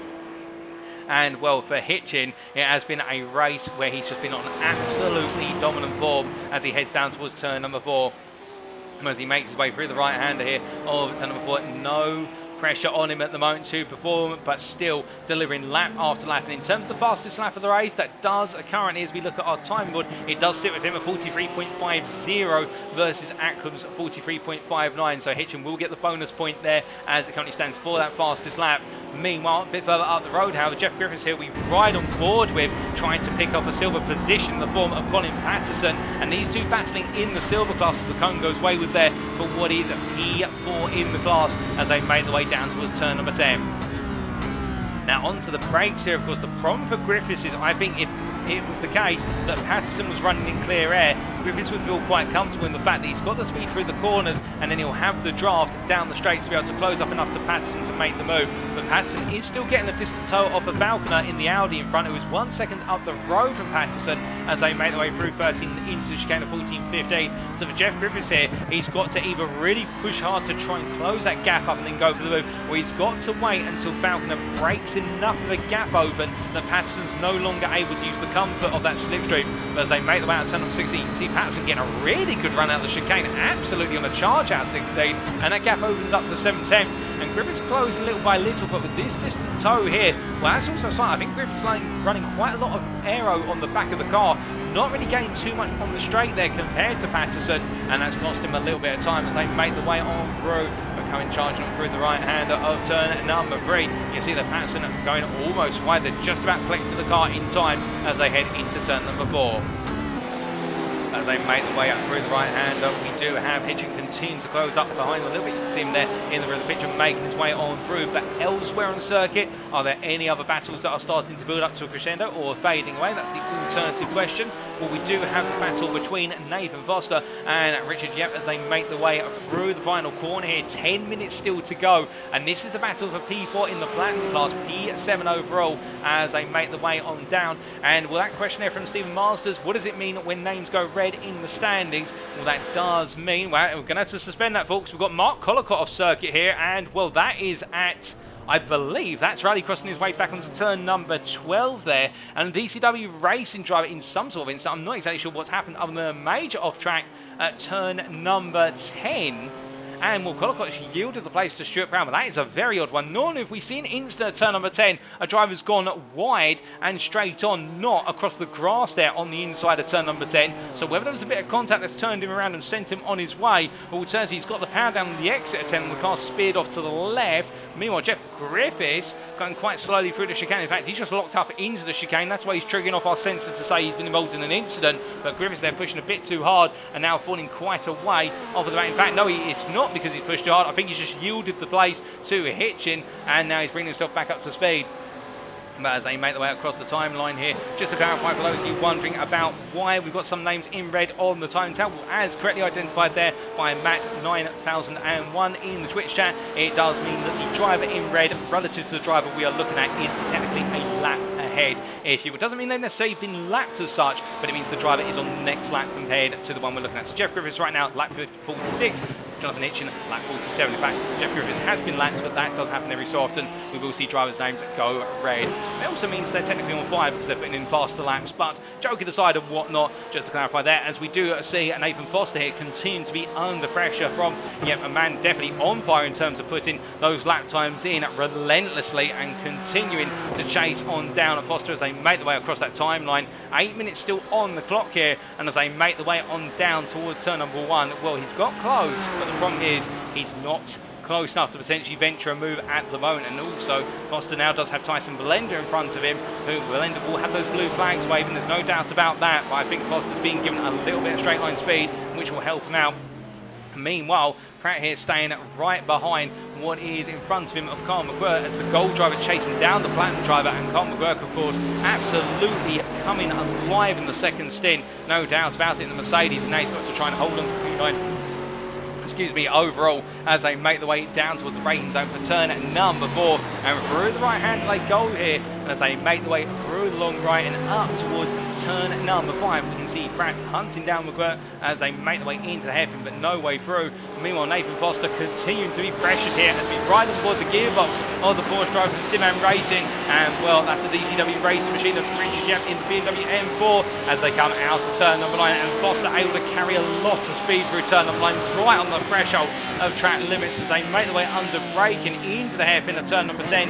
No change at the moment, but you can see that Yep staying right in the wheel tracks as they make their way for 11 and into 12, and if he can hang it all the way through, in fact, Foster goes a little bit deep, and this is only going to add to the situation and give Yep even more confidence as they make their way towards the end of this lap. And I think Foster, with one error, has revealed that car is not comfortable anymore as he defends into the chicane, and will go in defensive now. It's going to hurt him massively as they come out the corner, and Foster with a little bit of a tail snappers there as they make the way out of the corner. Yep's along the inside here as they make the way across the timeline. Still a few more laps to go, just under 6 minutes to go by the time they get through turn number 1. And it's Richard Jepp on the inside here as they make their way down into the braking zone. The BMW driver getting on the brakes as late as he dares, trying to make sure that Foster cannot go around the outside. And the DCW Racing driver is through for P7. He gains P4 in the Platinum class with not long left. Now, can he hold on to it? Will we see Foster coming back, or will Foster not be able to close the delta back up as they make their way into turn number 4? As they go onto the brakes, so I think it's going to be the latter rather than the former, because right now Foster just not close enough to venture a counter-attack and falling away little by little as they come out of turn number 4 and up into 5. Again, he might just need a lap or two to cool things down after that error coming out of the chicane where he just had that slight moment off the back end of the car. A little bit of oversteer just kicking as he got the power on down, but definitely a hairy moment. And as he makes his way in towards the braking zone here for with turns 7 and 8, we do look from him to Joshua Pratt, who right now trying to emulate what's just happened in front of them by hunting down and passing Carl McGuirt. But the difference here is Carl McGuirt is showing no signs of slowing down or making any errors. Carl McGuirt may not be in the fastest car here today, but by goodness, he is going all in for UKSimRacing to deliver that P9 and what is effectively P6 in the class as he makes his way on down towards the braking zone for turn number 10 and making his way through the left hand there. 5 minutes still on the clock, and Carl McGuirt giving it everything right now as he comes on through 11 into 12 and doing all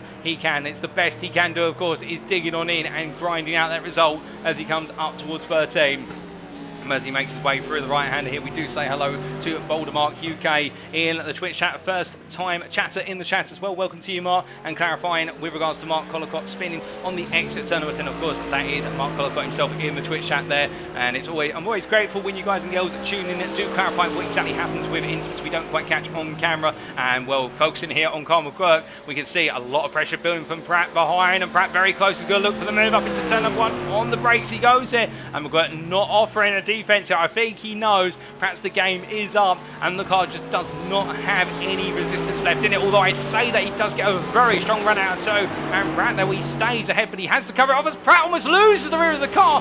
My good lord, and the man catches it there coming out of turn number 3 down into 4. They go onto the brakes to pair up. The car will go back up the inside here as they come through the right hander, and Pratt at this point is now on the outside in the car. That definitely is feeling the heat in those rear tyres, but he hangs it round the outside to maintain the position. And my goodness, what a knife edge of a moment there for the gold drivers. He almost goes off circuit at turn number 5, and right now he is fighting hard for that P9 overall. He's got P3 in the gold class in the bag, but he wants more. And as they make the way out of turn 7 and 8 here, Carl McGuirt will be looking at this and thinking, right, if I just put him under a bit more pressure or as much as I can, he may just very yet go off circuit at this rate. And this is the closest battle we've got on circuit, which I think is going to go all the way to the wire. We have had another driver come into the pits quite recently of Sean Clark. He's made his way on in after a couple of off tracks. I think there's a bit of damage to the car of Sean Clark, but he is taking a pit stop at the moment to do repair work. With 3 minutes left on the clock, so we haven't quite had a 5th retirement as such here, but we have had 4 retirements of David Larson, Martin Tillin, Daniel Dana Weber and Christian Zaruta. But meanwhile, out of our 26 starters, still 22 classified as racing. Sean Clark leaves the pit lane, so we're not going to have a 5th retiree, which is always great to see. And well, Carl McGuirt at this point not able to close up enough, coming out of the chicane and out of 16, but now he will have the straight line run. But has he got any response here under slipstream? Down towards turn 1 they go, and I think the UKSimRacing driver, well, he's getting closer, but nowhere near close enough as they make the way under braking once again through turns 1 and 2, and Carl McGuirt close up as much as he might, but as they make the way on out here, the Mercedes definitely seeming to languish a little bit behind, as we do see Clark, they're staying on the outside of turn number 3, literally having to keep the car parked with 2 wheels off the circuit there and take all the speed out of the car. But to be fair, Sean Clark really showing great awareness of the blue flags coming on through as we see this battle for P9 go down to the wire. But as they make the way on through the corners here, we do look up to Ryan Moles, who, well, Ryan Moles and something we've actually understated or not really talked about with 2 minutes left on the clock. The gap between Moles and the Hill when they went on to their final stint was more than 10 seconds. That gap has come down to 3 seconds, and it is coming down fast. That last lap, Moles only took 2/10 out of Hill, but I think Hill at this point may just be struggling a little bit with regards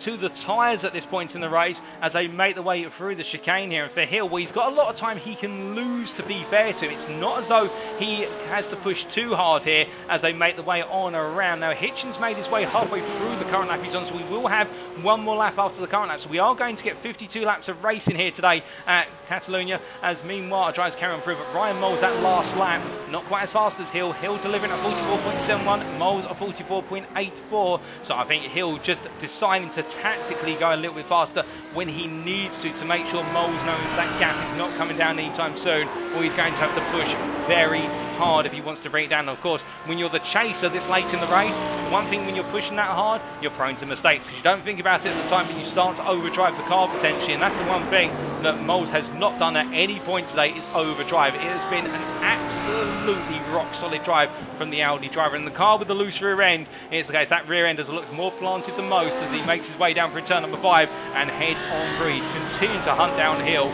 Is it going to be possible? I think he'd need Hill to make a major error at this point in the race, but it's not over until they cross that final line. And as they make the way around, we do look from Moles and Hill to a bit further down the order to Matthew Whitefoot here, who after making the move versus Collicott, now in P11, P2 in the silver class, holding on and looking to bring home another podium finish, one that has been very well deserved here today as he makes his way up towards turn number 4. But meanwhile, speaking of deserved, well, you look to your race leader right now, and here he is, Jonathan Hitchen, who's on the final lap as the clock ticks over to 90 minutes complete. He's on the final lap now, and as he makes his way through turn number 3 and up towards 4, the Symphony Esports white driver with an advantage of almost 14 seconds is just making his way on through to complete what has been an absolutely brilliant run of form here today as he heads on down towards turn number 5. But indeed, still one more lap to go, and he won't take his foot off the throttle until it's all done. Indeed, the fastest lap has gone his way.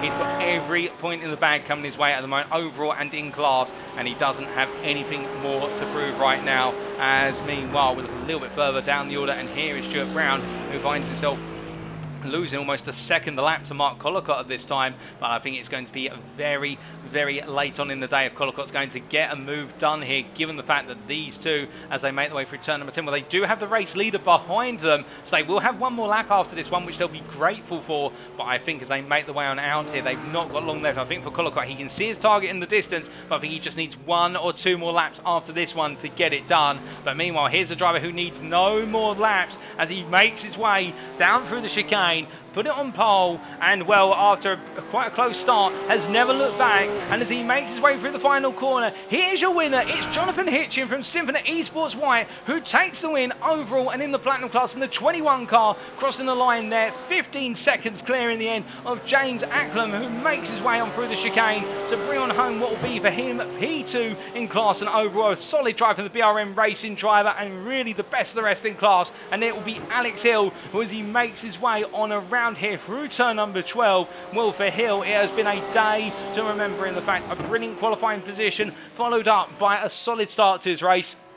And as he makes his way through 13 and down into chicane here, the TCR driver, it's gone wrong at other rounds, but not here. And in a round that truly matters, he makes his way through the right-hander. He is your gold winner and your 3rd place finisher overall for TCR is the Briton. Ryan Moles comes on through in P4. A solid drive from the Audi driver as well for BWT Motorsport. They'll be absolutely pleased as punch in the garage about that one. And it'll be Cy Anstey who comes on through to complete the pattern podium. P5 overall in a difficult end to his day, with Stephen Masters your winner in the silver class. The privateer, they're crossing the line, P6, absolutely flying, but of course almost losing it all towards the end. And then Richard, P7 ahead of Nathan Foster in the end. And then it is Joshua Pratt who comes on through to bring home P9 overall, 3rd place in the gold class when it's all said and done, with Carl McGurk coming on home in P10 there after being passed, just could not come back at his rival. We've then got in P21 coming on through very shortly. Here is your bronze winner, ladies and gents, when he makes his way through the final corner. It is Darren Sharples in the United Kingdom. The privateer in the 777 Mercedes takes bronze P1 ahead of Sean Clark, who takes bronze P2. Sean Clark then making his way on down the start finish straight, already finishing his race. We have got a couple more drivers to complete their races on the lead lap, including Mark Collicott, our last finisher on the lead lap, P14. And for him, what is P3 in the silver class, and a deserved P3 for DCW Racing there, and Matthew Whitefoot confirmed as P2 in the silver class, P11 overall. But, well, that was 90 minutes of racing action here at the Circuit de Barcelona-Catalunya, and let's take you through those race results subject to any stewards' inquiries.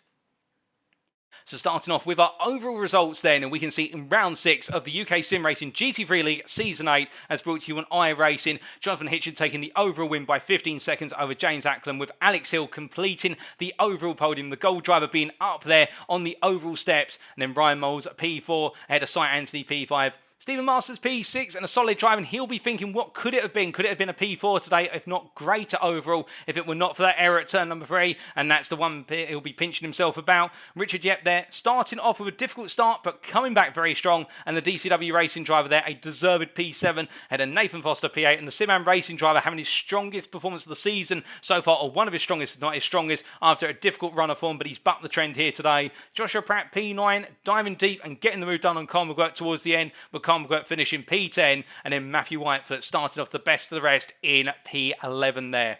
But as we go then from our overall results onto our class-specific results, we can see, starting off with the Platinum class, that confirmation again of the podium of Jonathan Hitchen ahead of James Acklam, and then Sight Anthony P3. And Sight Anthony, for a good period of time, looking to be on course for P2 today in the Platinum class. But in the end, an error cost him very dearly, and you can see the gap there, finishing almost, well, what was almost 40 seconds behind Acklam. But at the same time, I think Sight Anthony will know that it's not over yet. He's still got half a season to go, and he'll be looking to take the fight to James Acklam, with Richard Yep there in P4 ahead of Nathan Foster, completing the Platinum top 5. And then Carl McGuirt ahead of Darryl Norquette, who finished a lap down. And then Christian Zaruta, our only retiree in the Platinum class, retiring early on after contact on the opening laps, 4 laps in. We then come on to our gold class. And we can see here that in the gold class, Alex Hill confirmed your winner by 3 seconds almost over Ryan Moles. And again, I would imagine if Ryan Moles perhaps hadn't been caught up in as much fighting as he had in the middle stint, could we have seen Moles take the gold win or take the fight to the gold lead? Again, that's a what-if question, but I think Hill might be looking over his shoulder after this one and thinking, is Moles now a major threat? And I would definitely say yes, he is. Meanwhile, Joshua Pratt, P3 there, the privateer, again, bringing home a great result on the gold podium ahead of Stuart Brown and Peter Cox there, P4, P5. Both drivers there having very battlefield races, but still enjoying the racing results, no doubt about that. Patrick Falconer, P6, a lap down, and then Martin Tillin and Daniel Danweaver retiring on what was 30 laps before the finish with that instant at turn number 4. Unfortunate for the pair of them. There was nothing they could do about it, but that's the way it ended for them. And then coming on to the silver class, we can see here in the silver class, Stephen Masters taking the win by almost 35 seconds over Matthew Whitefoot and Mark Collicott there, third and on the podium. The story really, Stephen Masters leading the field ahead of Whitefoot, who had to battle hard and focus not just on strategy, but also key overtakes to get the move done. But a great battle between Whitefoot and Collicott through stints 2 and 3, which saw Whitefoot come off with the upper hand. And then Colin Patterson, P4 there, missing out on the hunt for the podium, but still the best of the rest there ahead of Jeff Griffiths. And we would imagine that Jeff Griffiths, it were not for the instance he was involved in, could have been up there on the podium, but it wasn't to be. Ahead of Casper Brotner P6, Tyson Melinda P7, and David Larson with that retirement 12 laps in the end due to the damage picked up in that contact with Tyson Melinda. Not his day today, and the Symphony Esports white driver will be coming back stronger next time out. And then coming on to our bronze class, we may have only had 2 drivers attend today, but still, they picked up the points. They both got to the end. Darren Sharples taking the win in the end ahead of Sean Clark, finishing 3 laps down. But still, it's not about how you finish, it's about bringing the car on home. And Sean Clark definitely defining that and embodying the racing spirit. Congratulations to the pair of them. But with all those results considered, the big question you may be asking at this point in time is, how does that shake up the standings? Well, let's find out. So started off with our overall standings, the top 20 here. We can see that Hitchen with the win today, plus also pole position and the fastest lap, taking the maximum point score of 22 points. Now that puts him on 101 points, firmly in the lead overall ahead of Joe Zarkos there. Of course, keep in mind, we are not accounting for drop scores at this time, so the points will oscillate quite severely at times. But Jonathan Hitchen there, despite not attending round number 5, definitely now having a round in hand over his peers for the most part. And Joe Zarkos, who we hope to see return next time out, Oschersleben, we'd be expecting that the privateer will be looking to come on strong. Much like when we do see the return of Daniel Thomas, currently P3 for BWT Motorsport. They're still in P3 on 48 points, with Callum Reid Garton as well, not in attendance for the last 3 rounds. So we do have some big names here in the overall standings who have not put in recent results, and we're going to have to wait to see how they factor in. But Joshua Pratt there, the gold driver in P5 on 39 points, creeping ahead of his peers, including Alexander Hill there in P6 with his result today. A very strong result, and that puts him right back into the fight to get into the top 5. Stephen Masters as well. Keep your eyes on the silver drive for Symphony. Well, not for Symphony Esports there. My eyes deceive me. The privateer there, Stephen Masters, gaining another 10 points and moving into P7 ahead of Cy Anthony almost. But in fact, Cy Anthony catching up behind him. And Cy Anthony, the Symphony Esports black driver, there were 12 points on the board, jumping into that P8 position. Now 3 points clear of Martin Tillin and Damien Lovick completing the top 10 with Austin Gretorix best of the rest in P11. And as we come on to our individual class standings in the Drivers' Championship, starting with the Platinum class, we can see Hitchen leading the way, much like what we saw in the overall standings. No difference there, with Daniel Thomas in P3, and between the pair of them, Joe Zarkos in P2. Carl McGurk, however, in P4, and again, wrangling a result out of the Mercedes today. The UKSimRacing driver there, P4 on merit. There's no doubt about that. A point ahead of Callum Reed-Garton. And Nathan Foster, with his result today, the Simam Racing driver, holding on to P6 by 2 points over Cy Anthony. And Cy Anthony, of course, missing some points due to that mistake, losing out on P2 in the class. But still, the Symphony Esports black driver continuing to give the hot chase after Foster and the peers above. James Ackland, P8 there. A solid result from him, moves him back up to P8 on 30 points. Now 6 clear of Damien Lobbit with Austin Gretorix in P10. And then we have Richard Yep completing the start of what is the best rest at P11, with Christian Zerud there dropping to P12 after that retirement today. Then we have Austin William Campbell not in attendance, P13. Dominic Roberts and Darren Orkett completing the top 15. And then the rest of our drivers being Jacko Taylor, Sam Congreve, Paul Busby, Gareth Higgins, Oliver Fennell, and Max Furtwängler. They complete the 21 drivers in the Platinum class. Then we come to the Gold class standings, and we can see that Joshua Pratt here leading at the moment on 94 points. And the key thing is we have now seen a shift in championship momentum. The challenge was between Pratt and Tilling, but look who's now got between the pair of them. 2 points ahead of Tilling, 8 points behind Pratt. It is Alex Hill who jumps up into P2 there with a perfect score today, and that's exactly what the doctor ordered for him in order to jump up there. And now we really do have a three-way fight for the top of the Gold standings, because all three drivers have not participated in every race so far. They've participated in all but one, which means they all have a 0 score to play with, and it's all at different races, so it opens up the fight massively. Then in P4, a sizable gap down of 40 points. John Eddowes there for TCR Europe, with Sam Sherwood in P5. And then Shane Abbott, Patrick Falconer, Peter Cox, Stuart Brown and Ryan Moles completing the top 10. And Ryan Moles' result today jumping him up into P10 on 28 points, equal on 28 points, with Stuart Brown ahead of him, Chris Hitchen behind, and Ollie Pimley 2 points behind them. And well, the position of Brown, Moles and Hitchen all due to result count back. And well, Chris Hitchen in P11, best of the rest there. We have Ollie Pimley P12, Daniel Weber, who lost out on some major points today with that retirement, P13 still, Joe Amos P14. And Joe Norman completing our top 15 there. And then we have Brandon Hay, Billy Mann and John Watt completing the gold standings. And then as we come onto the silver class, we can see Matthew Whitefoot leading at the top of the standings with David Larson having the difficult day of racing. Whitefoot continues now to hold the advantage in his hand, albeit with only an advantage of 4 points. The Symphony Esports white driver David Larson will be looking to come back for that lead next time out, because of course he was leading going into tonight. But Whitefoot again really proving that run of consistency versus Larson's pace seems to be working out nicely for him. But again, they're very evenly matched, these two, and we look forward to seeing how they get on in the next round. Stephen Masters as well, announcing himself on the scene in P3 there on 75 points with that major score today. Not quite a perfect score, missing a point for fastest lap. In fact, he was missing a point for pole position, I should say. But still, Stephen Masters there now only 2 off of the top 2, and he'll be looking to try and get in the mix next time. Jeff Griffiths in P4, ruining what could have been today if he'd been able to bring home the win that he looked on course for. But in P4 there on 62 points, 8 points clear of Tyson Melinda in P5. Tyson Melinda having a difficult day at the office, but still holding on to a strong position, 6 points clear of Colin Patterson. And then we do have Chris Eddersford, Jeremy Grant, Casper Bretner and Rob Armstrong completing the top 10, with Murray Luca there starting off the best of the rest in P11. And it's Mark Collicott, Sean Cranley-Swash, Ryan Williams, Paul Davey, Matthew Morris and Calvin Owens, followed by Aaron James, who complete the 18 drivers in our silver standings. And as we come onto our bronze class standings, last but not least, we can see here Darren Sharples leading the way, 4 points clear of Daniel Page, with only Sharples and Clark in attendance today. And well, behind them, Mark Johnson in P3 at the moment. Again, this trio of drivers looking very closely matched. But of course, Mark Johnson does have 2-0 scores to play with versus Pace and Sharples, who only have the one. And that is going to be something on the minds of Sharples and Pace. So Johnson does have a race in hand, technically, with regards to those 82 points. James Connolly there in P4 and 65 points. Clear of Ryan Gonzalez there by a margin of 23 points. And behind the P5 driver, Sean Clark, who's jumped up into P6 with the result today. Of course, bringing home some major points in this championship campaign. Then Reggie Greenfield P7, Richard Baxter P8, Matty Wild P9, and Matt Edmondson P10. Thomas Barzak there, the best of the rest in P11, with Stephen Cox, James Chapman, Ashley Coverdale, and Andrew Murray completing our bronze standings of 15 drivers.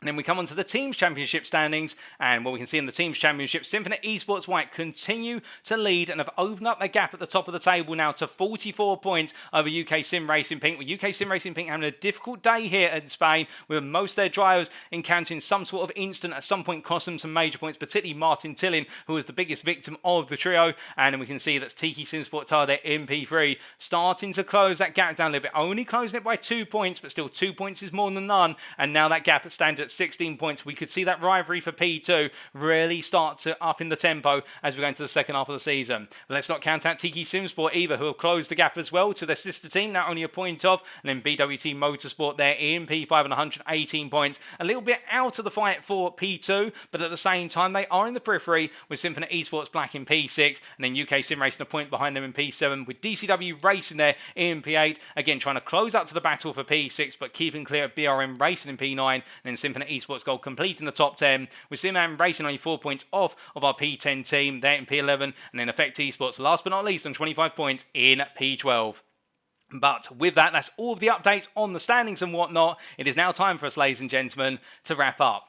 Thank you very much for watching, and if you did enjoy today's broadcast and you want to know more about the UK sim racing community in terms of the series we run and everything else in between, you can go to multiple places, but we would recommend going to firstly our website, and that is UKSimRacing.co.uk, to find out all the latest series, indeed all the latest point scores and information, and also our affiliate links. Alternatively, if you're more Twitter inclined, you can always go to our official Twitter, and that is twitter.com/UKSimRacing_. Also, a huge thank you to our affiliates, and our affiliates include Swello Sim Racing Coaching. You can see their YouTube link there on screen, their channel page. And why would we recommend Swello Meadow Sim Racing Coaching? Well, for the simple reason that Swello Meadow is a multi-series champion in official iRacing series, and a coach who can take your iRacing experience to the next level, whether it be one lap pace, consistency, or everything in between. Swello Meadow has a coaching course just for you to meet your needs, and we definitely recommend him. On top of that as well, Race Anywhere. You can see their website there, raceanywhere.co.uk, the provider of curated sim racing equipment aimed to only stock products that represent excellent value for the sim racing community. Also to Demon Tweaks,